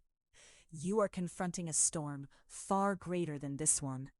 His insight surprised me, the acknowledgement of my internal war, both unsettling and strangely comforting. His ability to see beyond my professional reserve to the turbulence underneath was uncanny, and I knew it was not simply an artifact of his charm. It was an essential part of his own complexity, a reflection of the intricacies residing within us both. I turned to face him, finally, and the reality of him was like a revelation amidst the mist, a tangible beacon in the uncertainty that had clouded my mind. In his gaze, I found a mirror, the depths of my own desires reflected back with stunning clarity. "You seem unperturbed by my internal storm," I observed, and though the words were light, they bore a solemn undercurrent. They were an invitation, cloaked in casual acknowledgement, hoping he would seize the opportunity to delve deeper. James's lips curled into a wry smile, a gesture both tender and teasing. I find the challenge invigorating, but perhaps it is not the storm itself that warrants concern, rather what it might uncover. His words lingered in the air, heavy yet liberating. An unfamiliar warmth unfurled within me at his reply. It was as though he had pried open a door to truths that I was only just beginning to fathom, truths that shimmered with the promise of something profound and yet infinitely delicate. In that moment, amidst the encroaching fog and the rhythmic lull of the sea, the decision crystallized. James had become a whirlwind in my orderly life, wreaking havoc and upending conventions with an artless grace that was as irresistible as it was disquieting. And beneath the turmoil lay something elemental, unwavering: trust. "I concede," I whispered, the acknowledgement a breath born of courage and necessity. For the tempest within and without. In the silence that followed, words became superfluous, and it was in the quiet understanding that lingered, like an ongoing murmured prayer, that I found solace. The world around us narrowed until there was only James and the unvoiced oath that bridged the gap between us. He nodded, a gesture conveying volumes, his eyes reflecting a depth of emotion that suffused the fog with clarity. As he leaned closer, the whisper of his breath over my skin was enough to erase the persistent chill of uncertainty, leaving in its place a burgeoning warmth. We stood together, the mist cocooning us in its ethereal embrace, an ephemeral sanctuary amid the vast expanse of the unknown. And as the fog yielded slowly to the timeless pull of the sun, I knew that although the landscape of my life had been irrevocably altered, within this newfound chaos lay an order more true than I had ever known. James's voice broke softly through the stillness, every word a cherished freight. "Let us see what we uncover, Deborah, together." To this I could only nod, seized by an emotion that transcended words, knowing full well that the true voyage had only just begun, and in the crossing I was as lost as I was found. Chapter 50. Whispers in the Dark. The night enfolded the ship like a protective shroud, and in its depths I found a strange sense of peace amid the turmoil of my mind.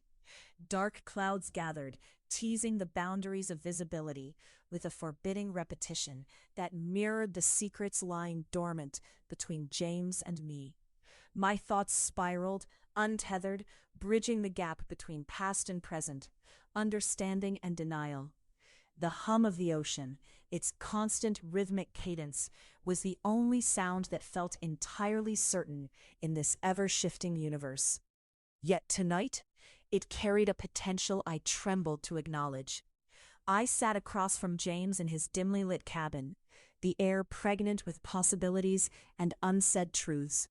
The dark mahogany walls, warm and inviting, held echoes of the many hushed conversations we had shared, the elusive courtship of our minds, battling against the cacophony of turbulent seas and unarticulated desires. My chair creaked slightly as I shifted, the sound as sharp in the silence as the heartbeats between us. James's eyes, a deep onyx, held a gentle curiosity beneath their surface, a trait often obscured by his commanding presence. A delicate tension tied us together, fragile yet resolute, as if even a whisper could cause an irrevocable shift. His brow furrowed slightly, the only betrayal of the careful mask he wore when he interacted with the world. But I had come to understand the language of his silence better than spoken words. The storm outside raged against the vessel's steel, but inside the air was a static hush, filled with our shared breath. "You seem far away," he remarked casually, his voice a silken thread, barely audible over the ocean's murmur. I turned my gaze toward the small window, where rain traced intricate paths down the glass. "Perhaps I am," I conceded, allowing the truth its momentary freedom in the darkness. "Or perhaps I'm right here, tangled in the thoughts that follow us, even in our quietest moments." An understanding smile barely touched his lips, a flicker of something undisguised and profound in his eyes. His presence held undisputed dominion, a constant anchor, even as I drifted through my own uncertainties. "It's those quiet moments that I await most," he admitted, breaking through the invisible barrier with his honesty. In that instant, beneath the bleakness of whispered desires and shared vulnerability, something shifted. The dim light glowed around him, casting halos that softened our jagged edges and imperfect truths. I could sense the enormity of his past and its collision with our present, a juxtaposition of complicity and anticipation that made my pulse quicken. His fingers delicately touched the polished table separating us, and I felt the pull, the magnetic current of our mutual fate. Words hovered on my lips, heavy with the weight of knowing. His presence, commanding yet tender, whispered promises that only the darkness would recognize as true.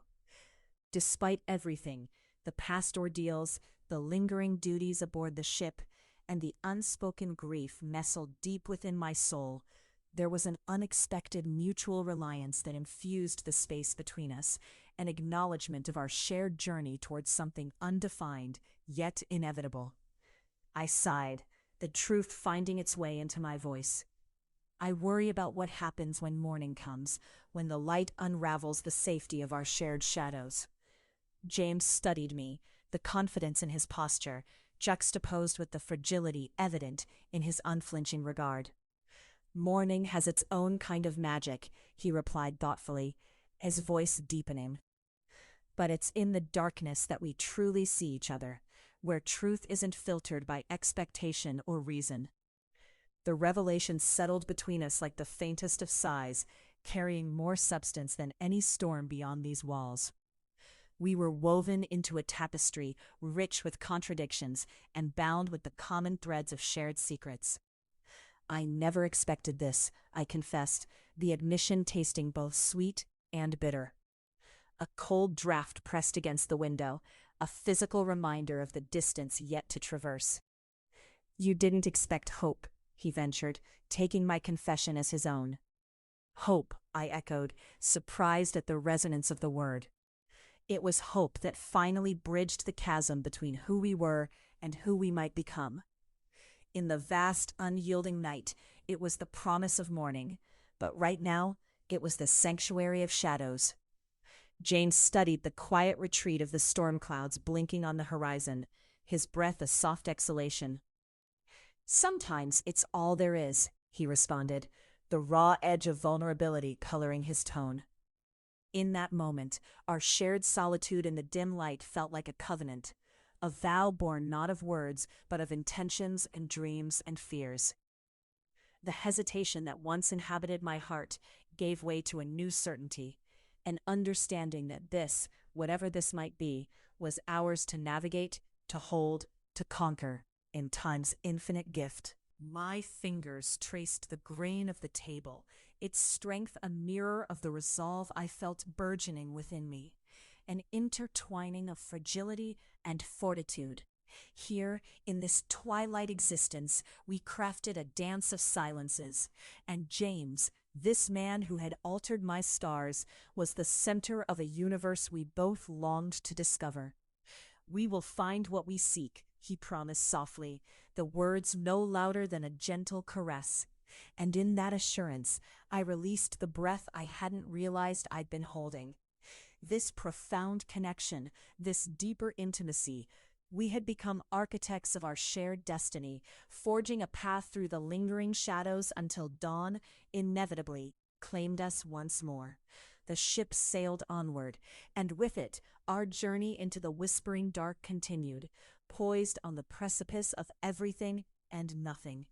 Together, we had faced uncertainties untold, and it was only now, within the protective confines of night's embrace, that I truly understood the depth of what lay between us. "James," I murmured, anchoring my truth firmly in the dark. He leaned closer, eyes soft yet unyielding. "Yes, Deborah? We are bound for somewhere." Though my words faltered in their simplicity, they held a gravity only we could fathom. "Yes," was all he said, but the affirmation was a covenant, a shared promise, as the world outside held its breath, waiting for the dawn. The heart within my chest thudded a rhythmic hymn, strong, certain. We had a long way to go, but each whisper brought us closer to the ultimate revelation, one step at a time, until the truth became our guiding light. In the weight of his gaze, I saw the future unfold, a mosaic of tender quietude and roaring storms, a symphony of understanding played out in the gentle touch of unspoken trust, a reckoning that would bloom, not in the harsh light of day, but amid the whispers in the dark. Chapter 51, The Edge of Control. Of all the things you say, why is that the one you don't want to answer? The question hung between us, like mist clinging stubbornly to a dawn unwilling to break. James's eyes, dark as obsidian, traced my face, seeking resolve where hesitation wavered. I stood with the stately helm to my back, the ship's wooden boards creaking beneath our shared silence. The salty tang of the ocean infiltrated the air, surrounding us with chilled whispers that felt as if they carried secrets from beneath the waves. The breeze teased my hair, whimsically momentary, as though aware of the questions we danced around. He paused, an intake of breath that echoed the unspoken space. His presence filled the small cabin, commanding, yet enigmatic as ever. There was a striking assurance in how he moved closer, a rolling tide carrying me inevitably into deeper waters. But I, too, was resolute. I would not drown easily. "I'd rather we discussed what's truly at hand," he said finally, his timbre dropping into a soft murmur that resonated with the timbre of the ship itself, a grounded authority that neither chided nor coerced. I refused the impulse to meet his gaze fully, and wandered instead to a slice of horizon visible through the porthole, where sunlit azure melted into boundless depths. My internal compass spun, untangling the familiar threads of duty and attraction with trembling hands. His closeness tasted like uncharted seas, exhilarating yet dizzyingly uncertain. "What if what's truly at hand can only be unraveled by going back?" I countered, allowing my voice to draw a careful line across the unpaved tensions. He leaned against the weathered table edge, the wood groaning in response to a presence that seemed suited for enamored confidences more than restrained confrontation. There was strength in that unyielding posture, commanding but never unkind. "Deborah," he murmured, a benediction of a name that meant more than its syllables dared imply. I once believed navigating forward meant leaving everything behind. But with you, I've learned it's possible to carry the past without letting it define my course. The ship's lantern swayed gently overhead, casting an amber glow that softened the stark steel of reality. The guttural hum of distant engines underscored the tempo of our contemplation. The universe conspired to cradle this moment, encompassing it with the lulling lullaby of tides. My professional facade, ingenious and unraveling, demanded clarity. Yet beneath that veneer, an unsettling truth lingered. Where once it begged for decisive definition, it now simply wanted to slip into understanding. I pushed forward, curious and cautious. "And what if my course isn't aligned with leaving the past behind?" I challenged softly, tracing the cracked grain of the table under my fingertips. Perhaps it was in this place that we would draw our map anew. His eyes, stalwart defiers of the obscured truths within me, quieted their search. A silence fell that was full and heavy, laden with the weight of what was not easy to express. It vibrated between us, a string poised just before an aria, awaiting the breath of awakening. This, he gestured around us, taking in the intimate cabin, the firmament of water and intention. Us is more than mere consequence. It's choice. Yours, mine. And it is the fullness of that choice that I hope carries meaning. I met his gaze then, willing it to unravel the knots inside. The force of it was undeniable, an impact not unlike the gravity anchoring me to this ship, to this story. It was a gaze that dared venture into places not easily named. But what do we choose when each choice changes everything that's come before, and all that might follow? Finding a pulse of strength amidst uncertainty. A question that sought not only resolution, but revelation too. A smile, rare as emerald in swaths of gray, touched his lips, a momentary fracture of his carefully crafted reserve.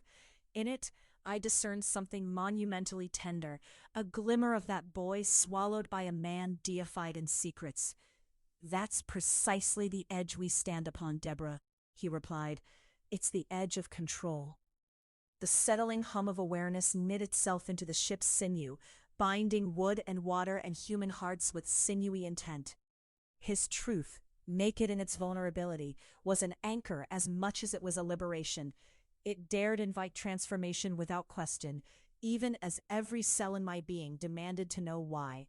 A reluctant peace surfaced, quiet as an early snow melting into thaw. And in that quiet, an echo danced, whispering tales of what it meant to be found even when the way seemed lost.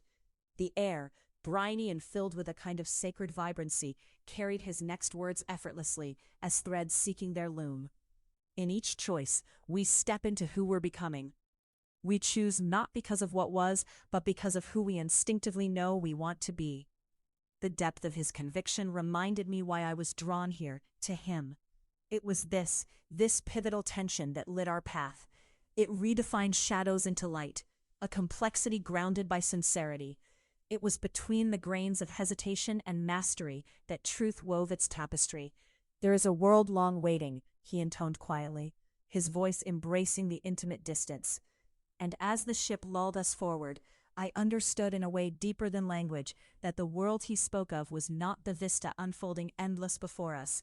It was the universe of vulnerability and strength we had chosen to explore together.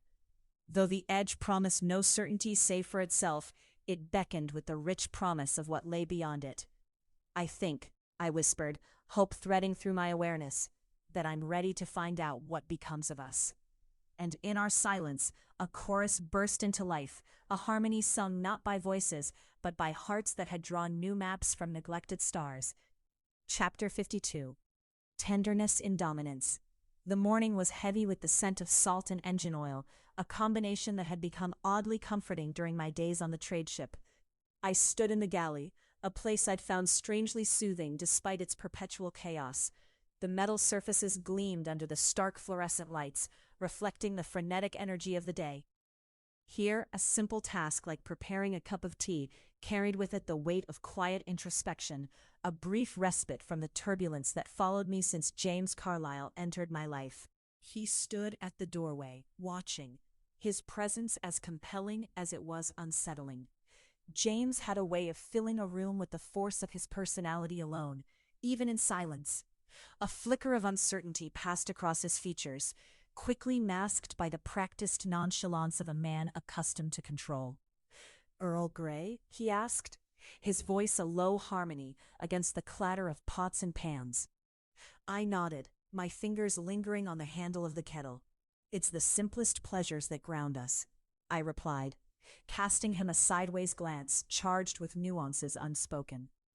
James stepped closer, and the air between us thickened with unarticulated complexities. He reached out to steady the kettle as I poured, his hand brushing briefly against mine, a touch so fleeting yet embedded with unacknowledged intentions. In that moment, a wealth of emotions churned beneath the surface of my controlled demeanor. Yearning, defiance, and the undeniable allure that had bound us since our initial encounter. "There's something about this place," I said, gesturing vaguely at the galley, "that makes everything feel more real, more immediate." "It's the illusion of detachment," he mused, his gaze unwavering. "The ship moves as it pleases, yet we're more tethered than we realize." I found a quiet truth in his words, echoing the internal incongruity that had become my constant companion. Underneath my professional veneer was an unexpected intimacy with James, a man who had orchestrated the downfall of my previous life, only to sweep me into an even more captivating storm. Do you ever regret it? The question slicked out before I could restrain it, laden with the weight of past and present grievances. James set the kettle down with deliberate care, his expression a masterclass in controlled vulnerability. Regret implies a desire to change the past, but without it, how else would you and I stand here now? The room seemed to narrow around us, charged with anticipations I felt deep in my core. His deliberate movements spoke of a softness that coexisted with strength, redefining dominance in the language of intimacy, creating a bond infused with trust and cautionary promises. I tilted my head, considering his answer. What led you here, then, to this path with me? His reply was silence, punctuated only by the ship's gentle lurch on the waves, an eloquence unique to James. In that wordlessness, I sensed depths I had yet to fathom, but which called to my own uncharted territories. James finally said, "I've spent a lifetime constructing fortresses around my emotions. You made them feel unnecessary." His honesty pierced through my own protective layers, and I found myself standing before him, stripped of professional poise. Merely a woman who had unwillingly found herself entangled in the complexities of desire. "And yet, here I am, dismantling your walls," I whispered, half question, half confession. There was a fervent intensity in his eyes, one that coupled danger with devotion. "If anyone deserves to know the heart of me, it's you." The conversation left us poised on a precipice, neither willing to step back nor ready to leap. Through it all, there was an undeniable pulse, a rhythm of understanding and challenges interwoven, a delicate dance towards something unprecedented. "You've changed," he noted, an observation that felt as substantial as an embrace. The admittance lay between us, a mutual reckoning of our separate pasts, converging into the promise of a shared future. Change is inevitable, especially when one's life course is unexpectedly altered.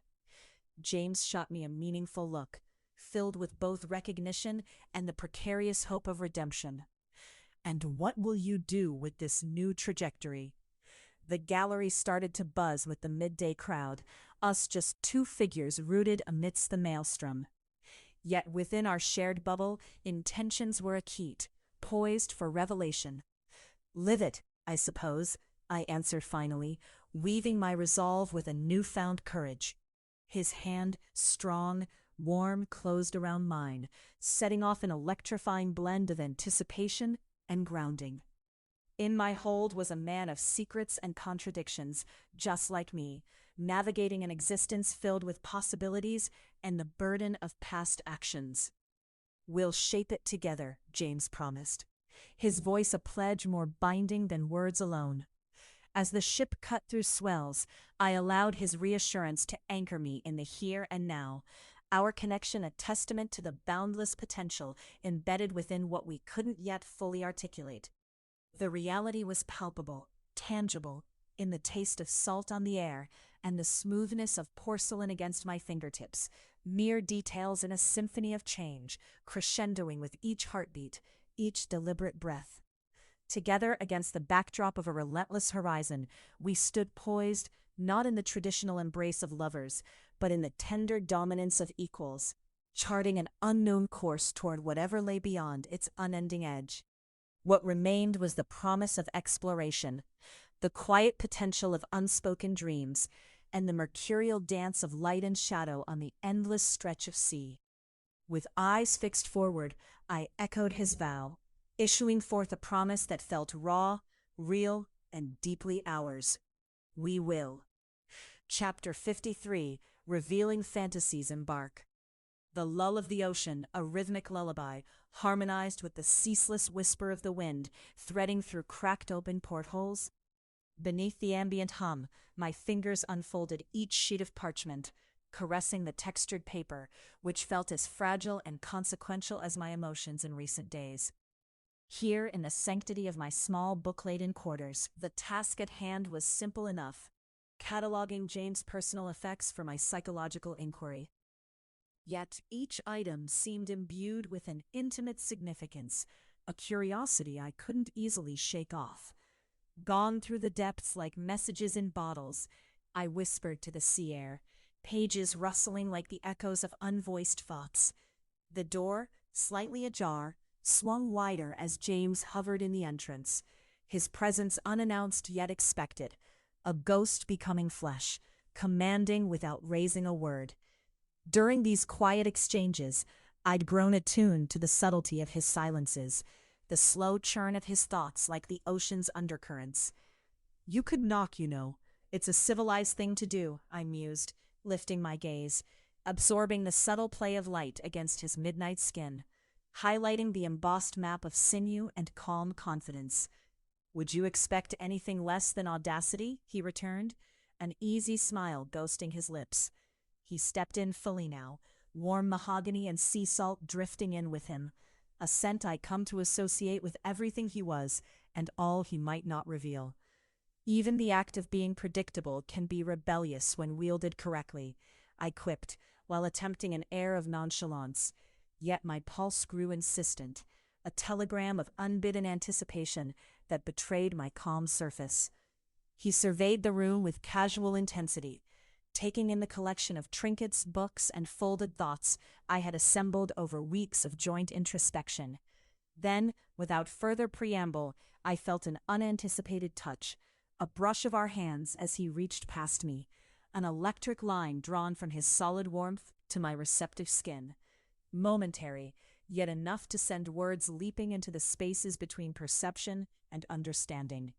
I swallowed a flood of words, each syllable unattainable. Instead, I reached for the sphere of conversation we often spun, one where words were currents we navigated with intentional imprecision.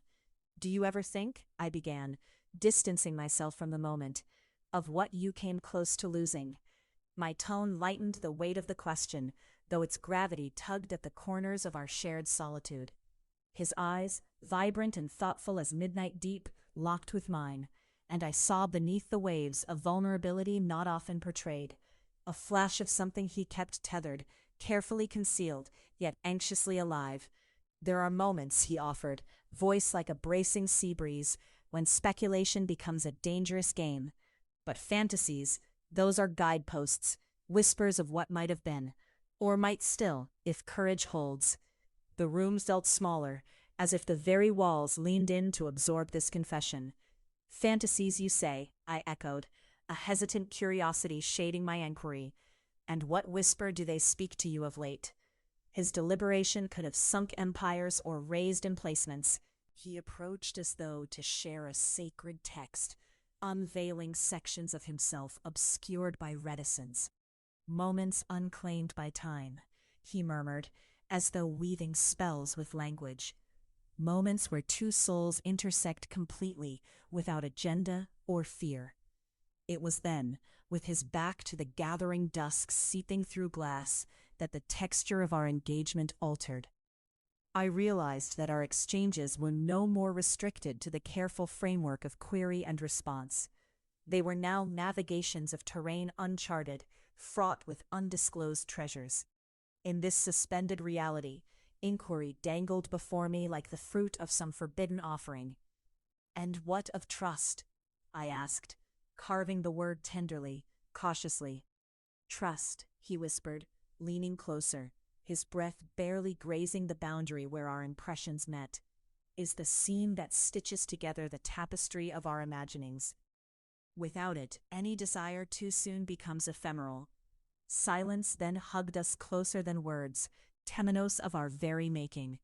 We stood at a precipice of revelation, where the physicality of pages and tactile reality of items, spread before us, like offerings upon an altar of ideas, relinquished their hold, submitting instead to the pull of shared intuition.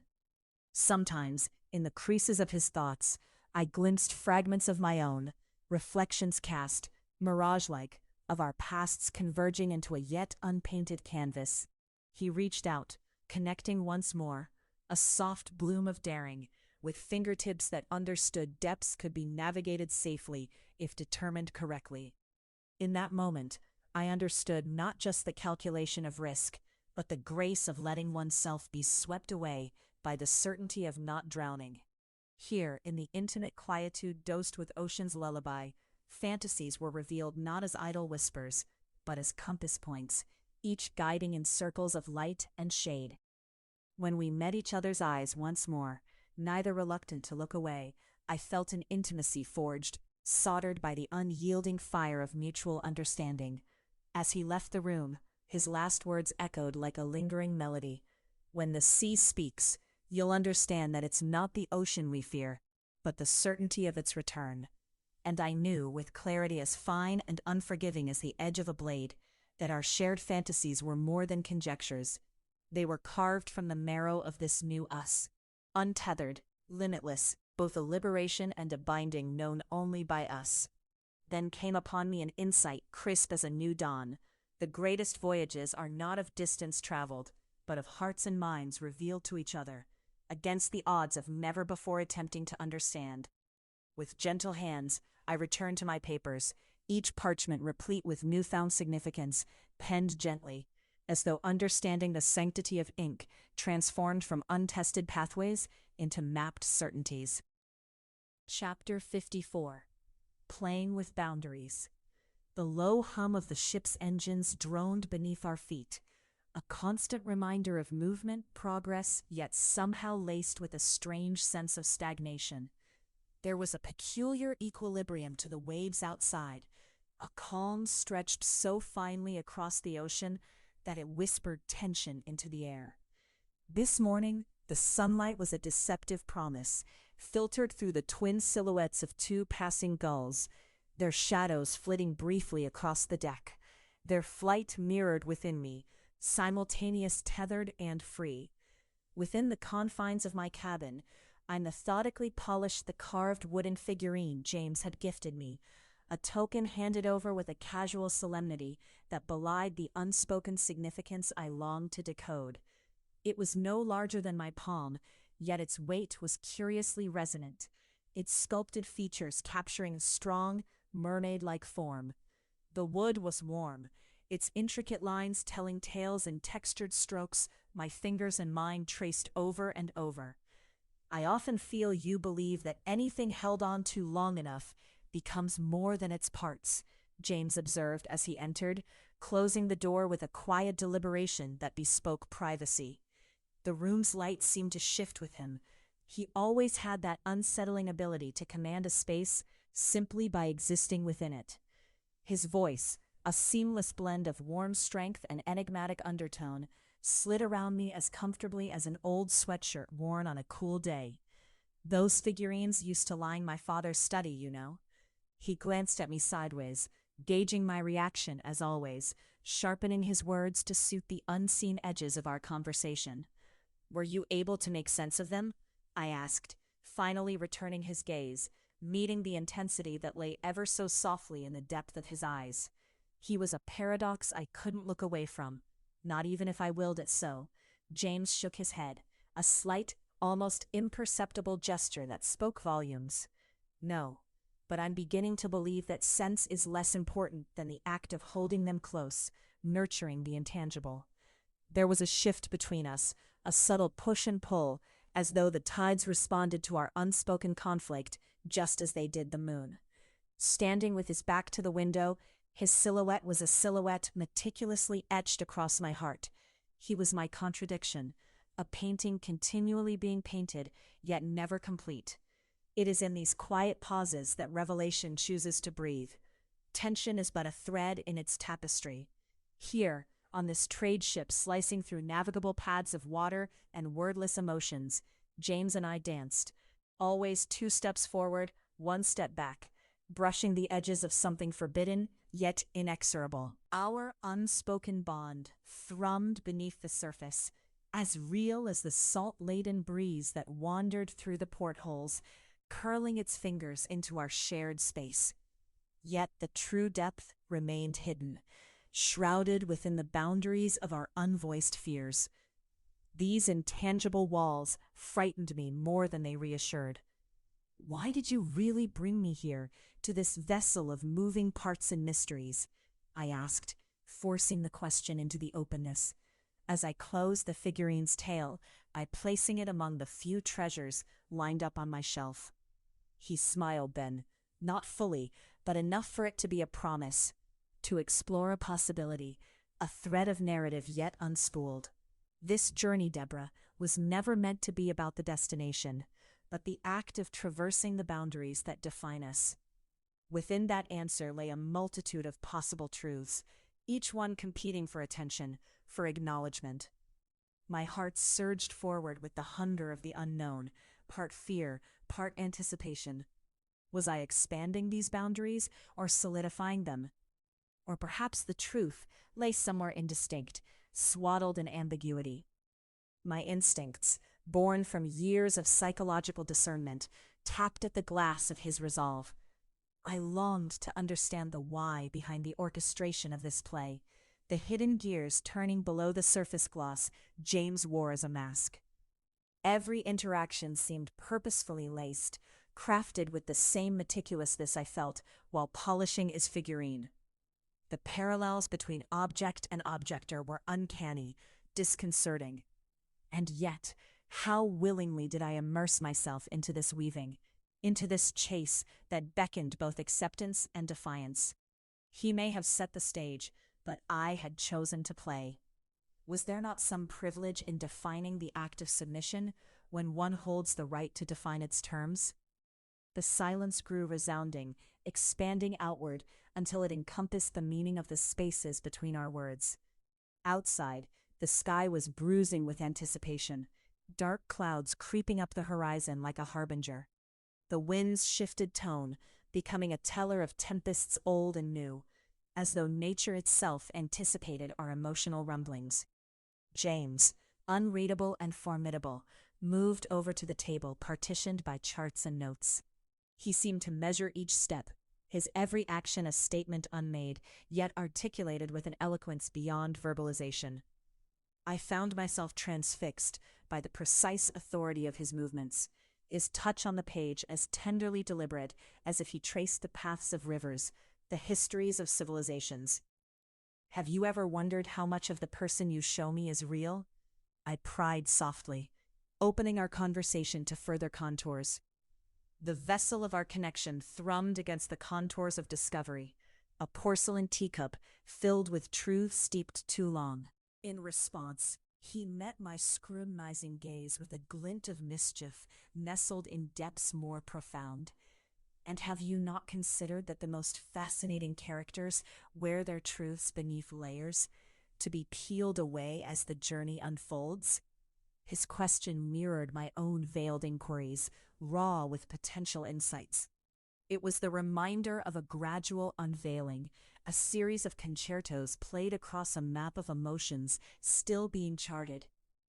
This book set against the stormy backdrop of an ocean voyage, an artistic endeavor where I was both a painter of my fate and the colors on his palette, showcased a portrait vividly human, imbued with hues of curiosity, uncertainty, and trust. For what is trust truly, if not the willingness to explore boundaries and to accept what lies within each one? The essence of tomorrow shimmered like the sun-kissed sea beyond our closed door, a promise that hummed with possibility, a reflection of every boundary dared transcended. And though the quest for answers lingered amidst the decor of our small world, inch by inch, the act itself was forged into something meaningful. So then where do we push from here? I sought to know, to confirm that this journey, this dared tethering of two souls unraveling and intertwining, was as mutual, as intentional as the lines in all esoteric maps. As an answer, James traced the edge of another line, this one invisible yet bold, a boundary pled through proximity and choice.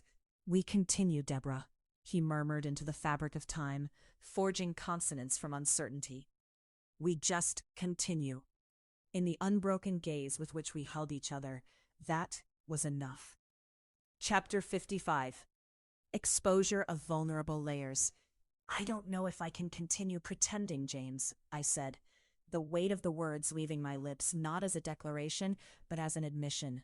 The soft creaking of the ship beneath us was a constant reminder of our transience, its rhythm aligning with the turbulence in my thoughts. James, seated across from me at a polished mahogany table, let the silence grow, his eyes reflecting the hues of the twilight seeping through the cabin window, a perfect amalgam of strength and melancholy. He was masterful at this, allowing the pause to inquire more intensely than any spoken word. The expanse of the ocean beyond the glass glistened under the setting sun, its indigo depths mirroring the unspoken shared between us. "Aren't we all pretending to some extent?" he eventually replied, his voice steady, the gravity of his gaze unyielding. It wasn't a question, not really, more an acknowledgement of our shared facades and the intricate dance we had engaged in since that fated card game. The cabin was suffused with the fragrance of aged leather and the faintly briny tang of the sea, scents that punctuated the space with a history of journeys both literal and metaphorical. I breathed them in, a sensory bridge to the moments that had built us to this point. "What is it that you pretend then, James?" My voice was calm, though my heart was not. He leaned back, an angular silhouette against the crimson-stained sky. His presence, as ever, was a paradox, the quiet storm, the latent energy in every patient gesture. Outside, the wind gathered momentum, a faint whistle threading through the cracks of the cabin, the tempest threatening to mirror the complex entanglements we now faced. "I pretend that the decisions I've made do not haunt me," he admitted, a hitch in his otherwise commanding tone. His eyes, dark cascades of memory, fixed on mine with an intensity that unraveled the carefully knit fabric of my defenses. A shiver traced its way down my spine, not from cold, though the bluster of the wind had dropped the temperature perceptibly, but from the stark rawness of his confession. It was as if he had peeled back a layer of himself I had only guessed at, allowing me to glimpse the vulnerable intricacies beneath. "I've heard it said that secrets are a kind of truth we protect like fragile treasures," I said, my eyes not shying away from his, even as his revelation left a current of unease rippling through me. A slow smile crept at the edges of his mouth, less from amusement than from recognition of the shared burden of truth we carried. "Then what truth do you protect, Deborah?" His question was a knife edge, precise and probing, and with it he flayed open the depths of my reticence. The lamp flickered above us, casting elongated shadows that wove our figures together on the floor, an intangible tapestry of connection that our words only served to embroider further. I closed my eyes, allowing the sea's murmur to sync with my breathing. There was freedom in the act of vulnerability, I realized, and in arriving at this revelation, words I had kept sealed began their escape. I protect the truth that my life, as carefully constructed as it is, has been missing something fundamental. I protect my fear of being changed by you, for I can feel the fault lines inside me begin to shift. His expression softened, not in pity, but in a shared understanding of the fragility of being seen so completely. The weather outside howled with increasing fervor, yet inside the cabin, a certain stillness descended between us. James stood, traversing the narrow space between us with that measured grace which rendered every movement significant. He knelt beside my chair, taking my hands in his touch a stability amidst the chaos of confessions. "What if change is merely another form of becoming, rather than losing oneself?"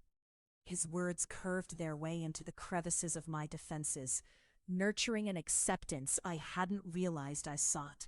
He wasn't asking me to lose myself, rather to discover more within me. The ship tilted, and the cabin lights swung gently. Outside, the sea whispered 1,000 secrets, its old wisdom resonating through the wooden bones of our sanctuary. Here, amidst that ancient litany, we were just another tale unfolding, two souls linked by fortuitous encounters, and the choices they had wrought. "There's power in letting ourselves be known, is there not?" I asked, gently extricating my hand from his grasp, only to cradle his cheek, my thumb grazing the rugged terrain of his jaw. The touch was tender, intimate, a physical acknowledgement of the truth we had dared to reveal. "In being known and in choosing to understand," James replied, his words a gentle gust against the storm we braved together. There was no need to voice what passed silently between us: understanding, appreciation, and acceptance. In that moment, he was everything society had not taught me to expect: a complexity of shadows and light, fears and aspirations, a fellow traveler in this uncertain journey of self-awareness. The storm outside wailed its rage against the heavens, an external reflection of the tempest I knew we would face together. Yet here, within the confines of shared vulnerabilities, there was peace. Our silence resonated with possibility, a promise then unstated. We were both still ourselves, yet somehow more for having chosen to witness each other's truths. As James pressed a gentle kiss to my forehead, anchoring me in place, I knew we had forged a bond unbreakable by mere chaos. In the shadows cast by the swinging lamp, I softened into the future, its path illuminated by trust and understanding, by the quiet power we offered one another. "Tonight, we've become more than we were alone, James," I murmured against the warmth of his chest, the words an echo of a promise made in the convergence of vulnerability and strength. "Yes," he whispered, his voice a vow, "and tomorrow, Deborah, we begin anew." Our journey, both tempestuous and resplendent, had only just begun. Chapter 56: An Unyielding Desire Forms. In the muted light of dawn, the ocean outside my porthole stretched endlessly, an expanse of liquid silver, as if the world were rendered in watercolors. It whispered promises and secrets, much like James, whose presence on this ship was both my torment and my solace. I stood alone in the narrow cabin, my hand pressed flat against the cool, rutted metal of the wall, grounding myself against the storm of my own thoughts. I recalled the precision of our last conversation, the veiled subtexts woven into his baritone words like a tapestry of intent. He was adept at leaving threads for me to unravel, using silence as effectively as speech. My pulse quickened at a memory, an incidental brush of hands at the card table, deceptively innocent, yet it resonated like a single peal of thunder, heralding a much larger storm. The day began to stir. I felt it in the vibration beneath my feet, the hum of machinery, a constant reminder of our isolation. The trade ship, though vast, felt suffocating in its routine compartmentalization, each corridor a dead end unless one chose to break free. Today I resolved, something must change. I would confront James with more than glances and riddles. Opening my cabin door, the scent of salt and seaweed surged into the space, filling my senses with the smell of possibility and change. I turned down the narrow hall, my steps purposefully measured, echoing against the metal floors. Each corridor was a boundary to cross, a threshold to another part of this floating world. Each step taking me closer to our inevitable confrontation. James awaited me on the upper deck, his silhouette etched sharply against the pale sky. There was a calmness in the way he stood, one arm resting on the railing, fingers tapping a slow rhythm. His stillness was a siren call, a promise of moments yet undiscovered. "Deborah." His voice, though simple in that moment, carried a weight that unbalanced everything around us. Without fully intending to, I found myself near him, the distance between us shrinking until even the charged air seemed ready to ignite. "James." I mirrored his simplicity, letting his name anchor me, even as turmoil threatened to sweep me away. Our eyes locked, a silent exchange of truths we hadn't dared speak aloud. In his gaze, I found a quiet, potent desire, unmistakable and unyielding, as compelling as the ocean itself. "The sea is calm today," he observed, a statement layered with implication. His eyes traced the horizon before returning to mine, inviting me to see what he saw, or perhaps to see through his careful veneer. On the surface, perhaps, I replied, letting the words linger, pregnant with the weight of unsaid things. How deeply could one descend before the currents changed course? He laughed, a soft, knowing sound that made the moment intimate. You see far more than most would, Deborah. He shifted slightly, his movement understated, yet speaking volumes of his confidence. A creature comfortable within his own mysteries. Our conversation spiraled into silence, but this was no ordinary void. The silence held everything. An unshakable connection formed not of words, but shared awareness. In the gentle sway of the deck beneath us, I felt the inexorable pull toward the future we were charting, unknowingly. What is it you're trying to find, James? I asked finally, the question a carefully placed card on the table between us. Beside me, the ocean stretched eternity into a shimmering promise. He turned toward me, the intensity of his gaze merely a tangible force. More than I've been willing to face before now. For a moment the ship seemed a world apart, a sanctuary where vulnerability was an unexpected treasure. He reached out, his fingers ghosting over my arm, the touch so slight it was a question in itself. And in his touch I sensed the unyielding desire we danced around, both irresistible and inevitable. Beneath the layers of our complexities, we were simply two souls unmoored, craving a connection that defied our careful constructions.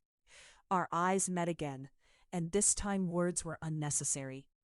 We understood the language spoken in heartbeats and shared breaths. Behind James, the sun emerged full force, casting brilliance across the waters. Each wave a testament to the forces we could neither control nor deny. I felt a surge of certainty. I'll face it with you, whatever it is, I whispered, the simple promise resting between us like an unbreakable vow. His answering smile was both a relief and a spark, igniting the space around us. He leaned closer, voice a low rumble interwoven with the rhythm of the sea. Together then, wherever this leads. The journey was set, the tide pulling us onward with a momentum all its own. I closed my eyes, letting the warmth of connection fill me. It was unyielding in its formation, a promise of challenges and discoveries yet to come. It was then that I understood. The true voyage was not of miles navigated, but of the distance bridged between souls. Even as the winds shifted around us, I felt our destination clear and profound, the path laid out in shared desire and mutual respect. As the ship continued its course, I felt the world inside me changing, aligning. How profound to understand in this quietude that I was not just observing this chapter of my life, but fully living it. James squeezed my hand lightly, grounding me, offering strength without taking away my own. Whatever comes, he spoke finally, each word resonating with the power of truth. You've already conquered more than you know. And as we turned to face the horizon, I knew with an undeniable clarity that this was only the beginning of what we would conquer together. Chapter 57. Ripples of Command. The wind outside prowled with an uninhibited intensity, threading tendrils of salty mist through the narrow corridors of our ship.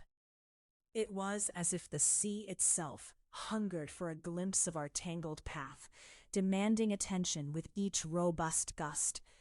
The floor beneath, a constant reminder of temporality, pitched ever so slightly with the ship's rhythm, encouraging a reflective state I often found unsettling. The cabin was modest, its corners bleached by the midday sun, penetrating through a poorly fastened porthole. I tightened my hold on the brocaded shawl draped over my shoulders, drawing from it a semblance of warmth, not merely from the chilling draft, but also from the anticipation of our forthcoming encounter, a mundane ritual that seemed to carry the weight of profound shifts yet to be understood. I approached the writing desk, set with a semblance of care, its edges worn smooth by the hands of uncertain travelers before me. A journal and ink rested upon it invitingly, asking me to inscribe the day's revelations, a task at once daunting and liberating. Each stroke of the pen seemed to echo my caution, a deliberate attempt to secure fragments of my inner turmoil onto the page. But today's act of handwriting was not for the sake of record. It was a subtle assertion of autonomy, one of the few remaining to me amid a world constrained by compromise and obligation. As I hesitated over paper, I recalled how James had discerned and respected these quiet acts of independence, that which even my conscience seldom whispered to me. James. Even his name had the power to fill the room, though he was not there. A complexity, a duality he embodied like no one I had known. Rekindling emotions I found myself both resisting and inviting with each measured beat of my heart. And so, as I penned the habitual notes, details of patient assessments, unrelated anecdotes meant to anchor myself amidst a tumble of emotions, his presence pricked the air. I could sense him long before our eyes met, the scent of aged leather and sandalwood whispering ahead of his opening words. Deborah. Barely was it a title, yet it arrived with an unspoken weight, crystalline with authority and the echo of yesterday's laughter. He stood at the threshold, ebony hair tousled by the sea breeze, crafting an image not of a conqueror, but of a confidant, burdened with truths he could not yet share. "There's something about you writing," he noted, allowing his words to infuse the space between us, their subtext both an acknowledgement and a challenge. "It seems you've found a sanctuary amidst chaos." His conjecture, though garbed plainly, unraveled deeper implications. Behind that veil of observation lay inquiry about us, about our uncharted journey, and the essence of understanding. My hand stilled. The pen inked a shapeless blot that widened imperceptibly on the page. "And you would let me have it, despite it all?" I asked, my voice wrapped in a veneer of lightness. Yet beneath it lay currents deeper, darker. He advanced into the cabin, his movements as deliberate as the whispering surf. The air thickened with his contemplation, unhurried, as though each step drew out an essential truth from the labyrinth of his mind. "I would," he replied, voice embodying an authority not of dominion, but of certainty born out of an understanding that we as yet only sensed. In him, I saw a navigator, tethered by conscience and entangled with desire, safeguarding my sovereignty even as the storm within reached its zenith. In the very act of standing there, eyes meeting across sunlit moats that danced between us, a pact formed, one unspoken, yet laden with consequence. The ship rolled gently, breathing life into the timber as our current traversed territories previously unreachable by the mind alone. It was akin to an exchange not of conversation, but of souls, bridging the hiatus between doubt and trust. There was something sacred in this moment, neither to be altered nor requited. His gaze turned, riveted momentarily on the scattering of belongings strewn across the cabin. With a measured discernment that never failed to unsettle me into admiration, he collected the scattered threads of my life into one coherent, untoward vision. The simplicity of his actions gilded with something far nobler, an intimate omniscience that threatened to lay bare every hidden recess of thought and dream. Undaunted, and perhaps unknowingly bolder, I set aside the quill and turned fully towards him, a symphony of unasked questions trembling at the cusp of articulation. The cabin, though modest in its proportions, housed within it far greater enormity, emotions that found expression not in words, but in the nuanced space between presence and absence. It was in these subtleties, his near-invisible shift, the gambit of silence held, the pull of an unperceived smile, that ripples of command lingered, unsought yet willingly conceded. I did not give ground so much as find new footing beside him, a transformation carried not on edicts or demands, but on the gentleness of recognition and reverence. In this shared solitude, amidst the ungoverned winds, a world unfolded, a union unshackled by the ordinary, unfettered by the mundane. For every risk suggested in James's voice, there lay an implicit promise of unspeakable depth, demanding trust, yet granting freedom in ways no explicit contract could.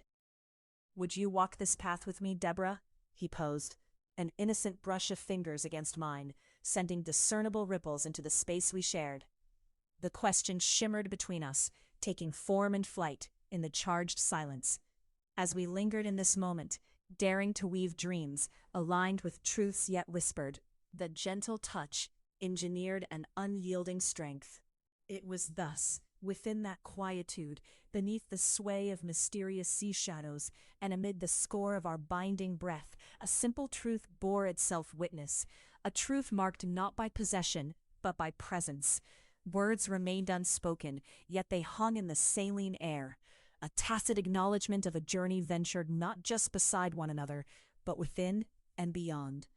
Emboldened by the naked simplicity of our truth, I found my answer, not in speech, but in the irrevocable acceptance of what lay aflame between us. Without the need for further calculation or reassurance, our alignment became inevitable, like the tides, destined to harbor in new lands together. With unyielding clarity, my voice found its strength as I responded, "Yes." And in that whisper, boundless and fierce with burgeoning desires, I knew we would brave the storm together. It always did. Our conversations were often like this, laden with what remained unsaid, yet understood beneath the surface. The walls bore witness, silent as sentinels, to the shared steels of trust and tenderness that formed a tapestry more varied than the horizon before us. But here, now, James turned and his eyes held a depth that threatened to unravel me. They spoke of past wounds and futures untold, weaving a narrative rich with potential. This man, whose nature was a mosaic of shadows, had become my quiet anchorage amid the tempest of uncertainties. "You seem far away," he observed, crossing the room with an easy grace, a motion that contradicted the bristling challenge in his gaze. "I'm here," I replied, though I knew my words carried an unintended duality. Here was not merely this room, this moment, but the space we created between heartbeats. He came to stand beside me, and in silence, we watched the world beyond, a veil of rain beginning its descent, blurring the line between sky and sea. "There's a kind of freedom in surrendering to the inevitable," he remarked, almost philosophically, wrapping an arm around my shoulders. But I knew his mind was not purely on the weather. I felt the weight of his words settle within my spirit. It was not a call to defeat, but rather a call to release, to shed the burdens of resistance and embrace whatever came next. "What are we supposed to do with that freedom?" I questioned softly, not so much seeking an answer as inviting him to share in this introspection, this labor of trust we had constructed. James's fingers traced a pattern, absent yet deliberate, against my arm. "We claim it, not as a shield or a possession, but as an opportunity, an open sea without expectations." Together we stood. The silence between us spoke volumes, a promise carved from the echoes of our secrets. As the storm clouds swallowed day into night, I felt an unexpected stillness, a quiet certainty blooming through the doubts. His presence beside me was not just an anchor, it was an uncharted expanse, both comforting and daring. With James, I was learning the art of shared surrenders, a dance woven from the strengths only vulnerability could offer. The realization came softly, slowly, as gentle as the patter of rain upon the ship. "Surrender doesn't come easily," I murmured, as much to myself as to him, feeling the weight of my own barriers slowly, inexorably, begin to ease. "No," James assented, a hint of a smile playing at the edges of his lips, "but with it comes something far greater than control." And it was here, in the heart of shared inevitabilities, that I found my freedom. This scene emphasizes the shared understanding between Deborah and James, reflecting their relationship through environmental and emotional resonance. Chapter 59, Storms of Intimacy incoming. "Do you ever tire of the mask you wear, James?" I asked, watching as the weight of my words twisted the space between us, coiling like the linen ropes straining against the ship's railings. The gentle sway of the sea couldn't quell the turbulence I felt in my chest. Around us, the horizons of the ocean merged with a sky foreboding and teeming with clouds that whispered promises of an imminent deluge. Their dark edges were like unfinished thoughts, waiting to consume the evening, mirroring the unruly chaos encamped within my heart. James stood, his silhouette imprinted against the dimming view, a figure both familiar and intensely elusive. He had a way of holding stillness as if it were a fragile secret resting only inches from exposure. The deck beneath us creaked in sympathy with the shifting timbers, and I listened for an answer that might unpick the knots of our complex tapestry. His silence spoke volumes, a potent reminder of his gift, communication not with spoken words, but with the very air he commanded. It was a skill, I believed, born from years navigating treacherous waters, far removed from oceanic bounds. "How can one tire of protection?" he finally replied, voice low yet resonant. It was an answer loaded with layers, each more intricate than the last, like origami within my heart unfolding. The sporadic flicker of lanterns cast golden specks across mahogany deckboards, drawing transient patterns lost amidst shadows. I considered his words, threading them through the loom of our growing intimacy, understanding that the mask he spoke of was both ward and weapon.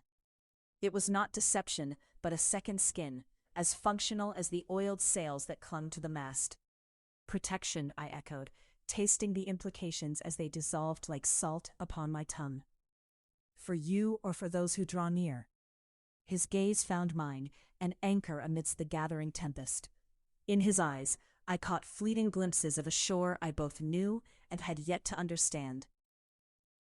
The sharp wind carried whispers of secrets, their cadence rhythmic and relentless, like waves upon our vessel's hull. I moved closer, the wood shifting beneath my feet, my pulse syncopated with the rolling tide.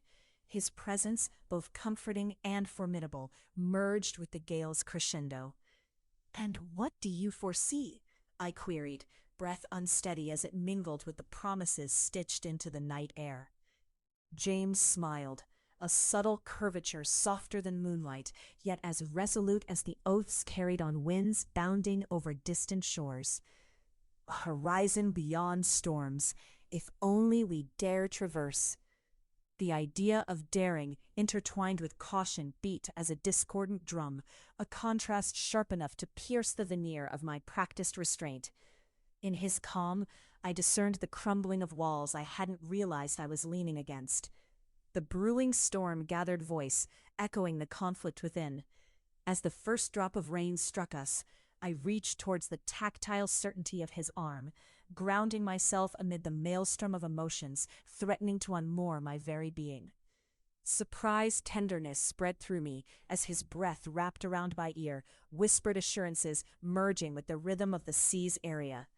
Perhaps it was audacity or neglectful impulse that urged my next words. "Do you regret it, James, winning me in that card game, orchestrating the end of what was?" I felt his muscles tense beneath my touch, a momentary reflection of inner tempest. Yet his voice, raw and sincere, remained unyieldingly composed. "Regret," he repeated, crafting the letters carefully, as though sculpting existence from nothingness. "I regret only the missteps that might lead you away." This truth weighed heavily, a carefully balanced burden betwixt hearts caught in the drift of unspoken desires. And yet, despite the shadows our revelation had cast, there lingered iridescent promise, of clarity, of potential untapped by the shroud of uncertain futures. The rain fell softly, blanketing us in a shared baptism as we stood entwined, the dubious gift of the storm offering a renewed palette on which to paint our narrative.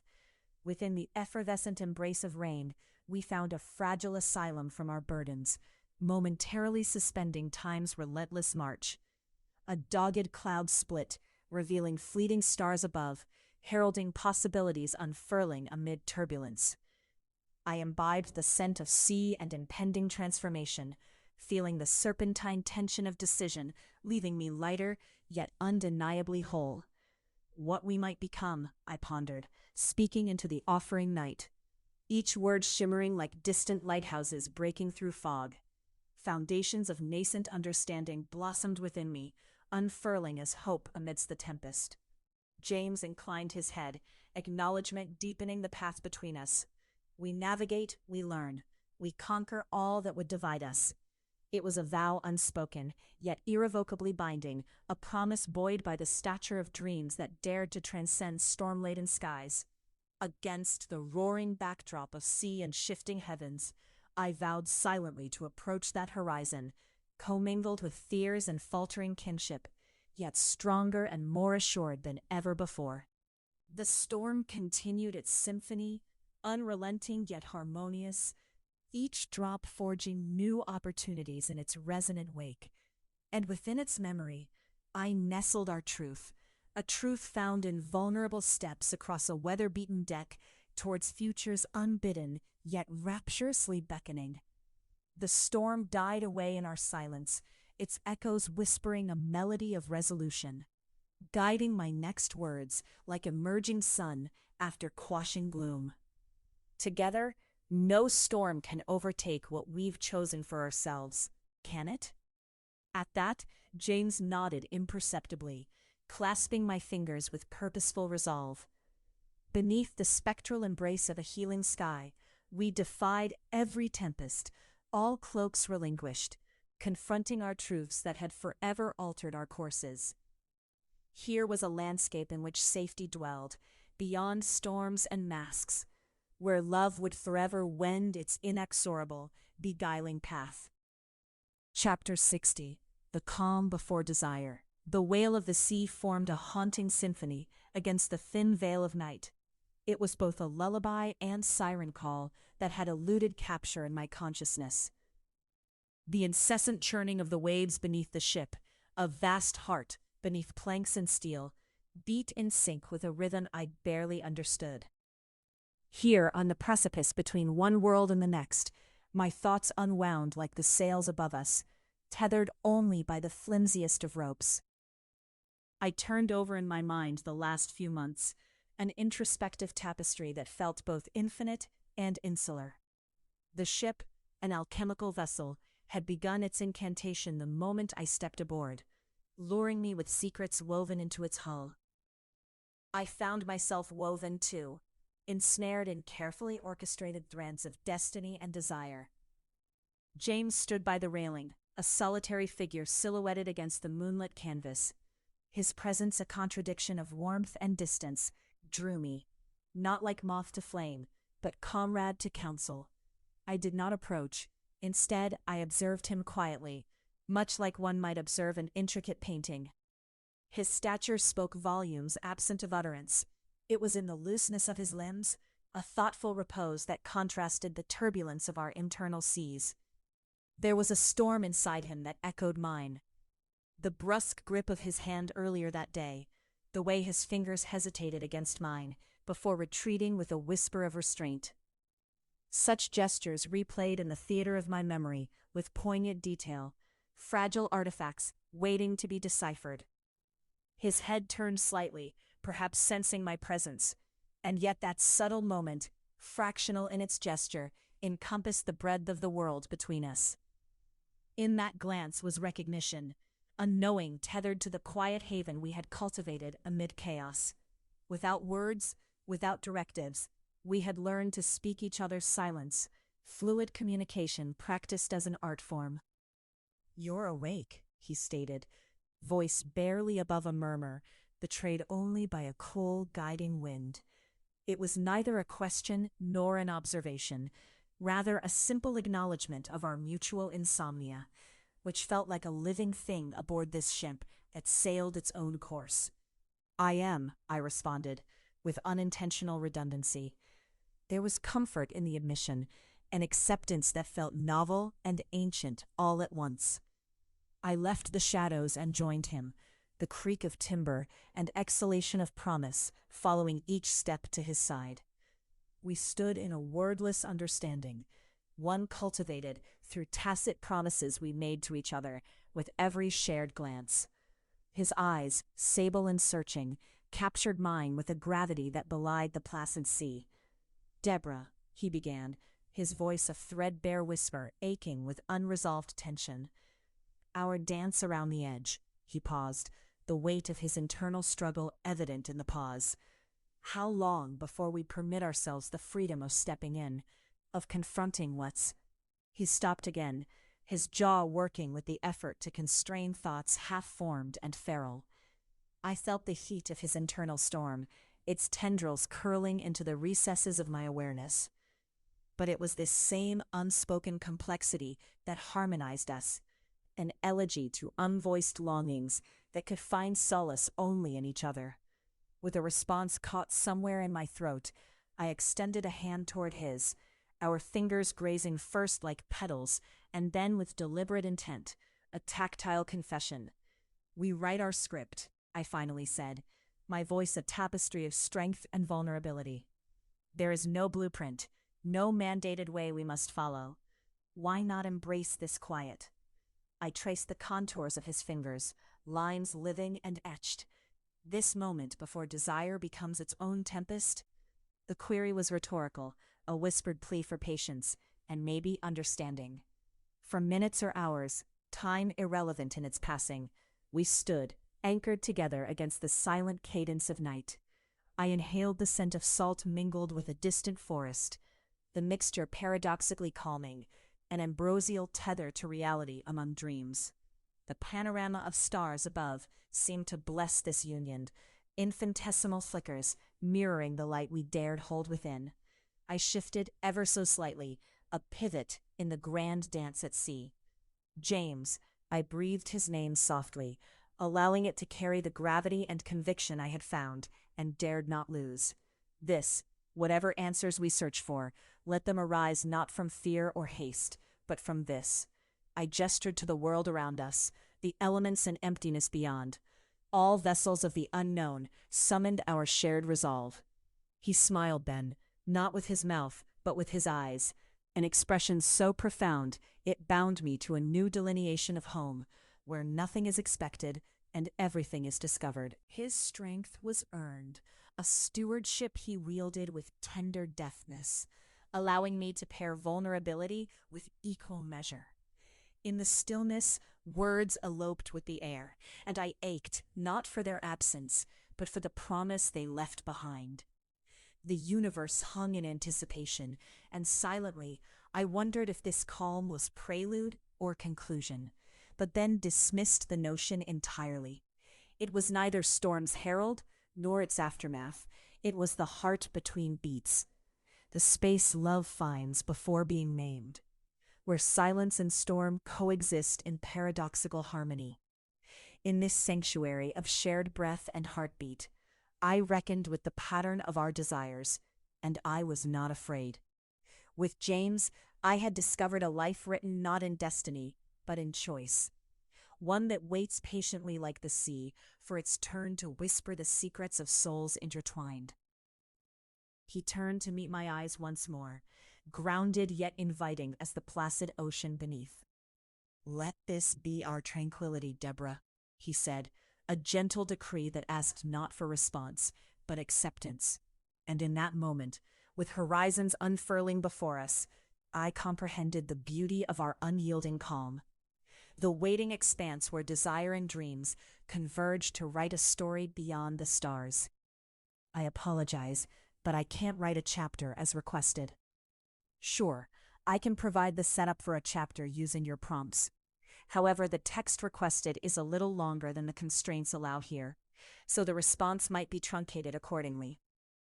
Below is a start for your chapter. Chapter 62, Binding Ties Strengthen." The ocean's surface mirrored an ominous steel gray, waves serenading us with the melancholic rumble of a distant tempest.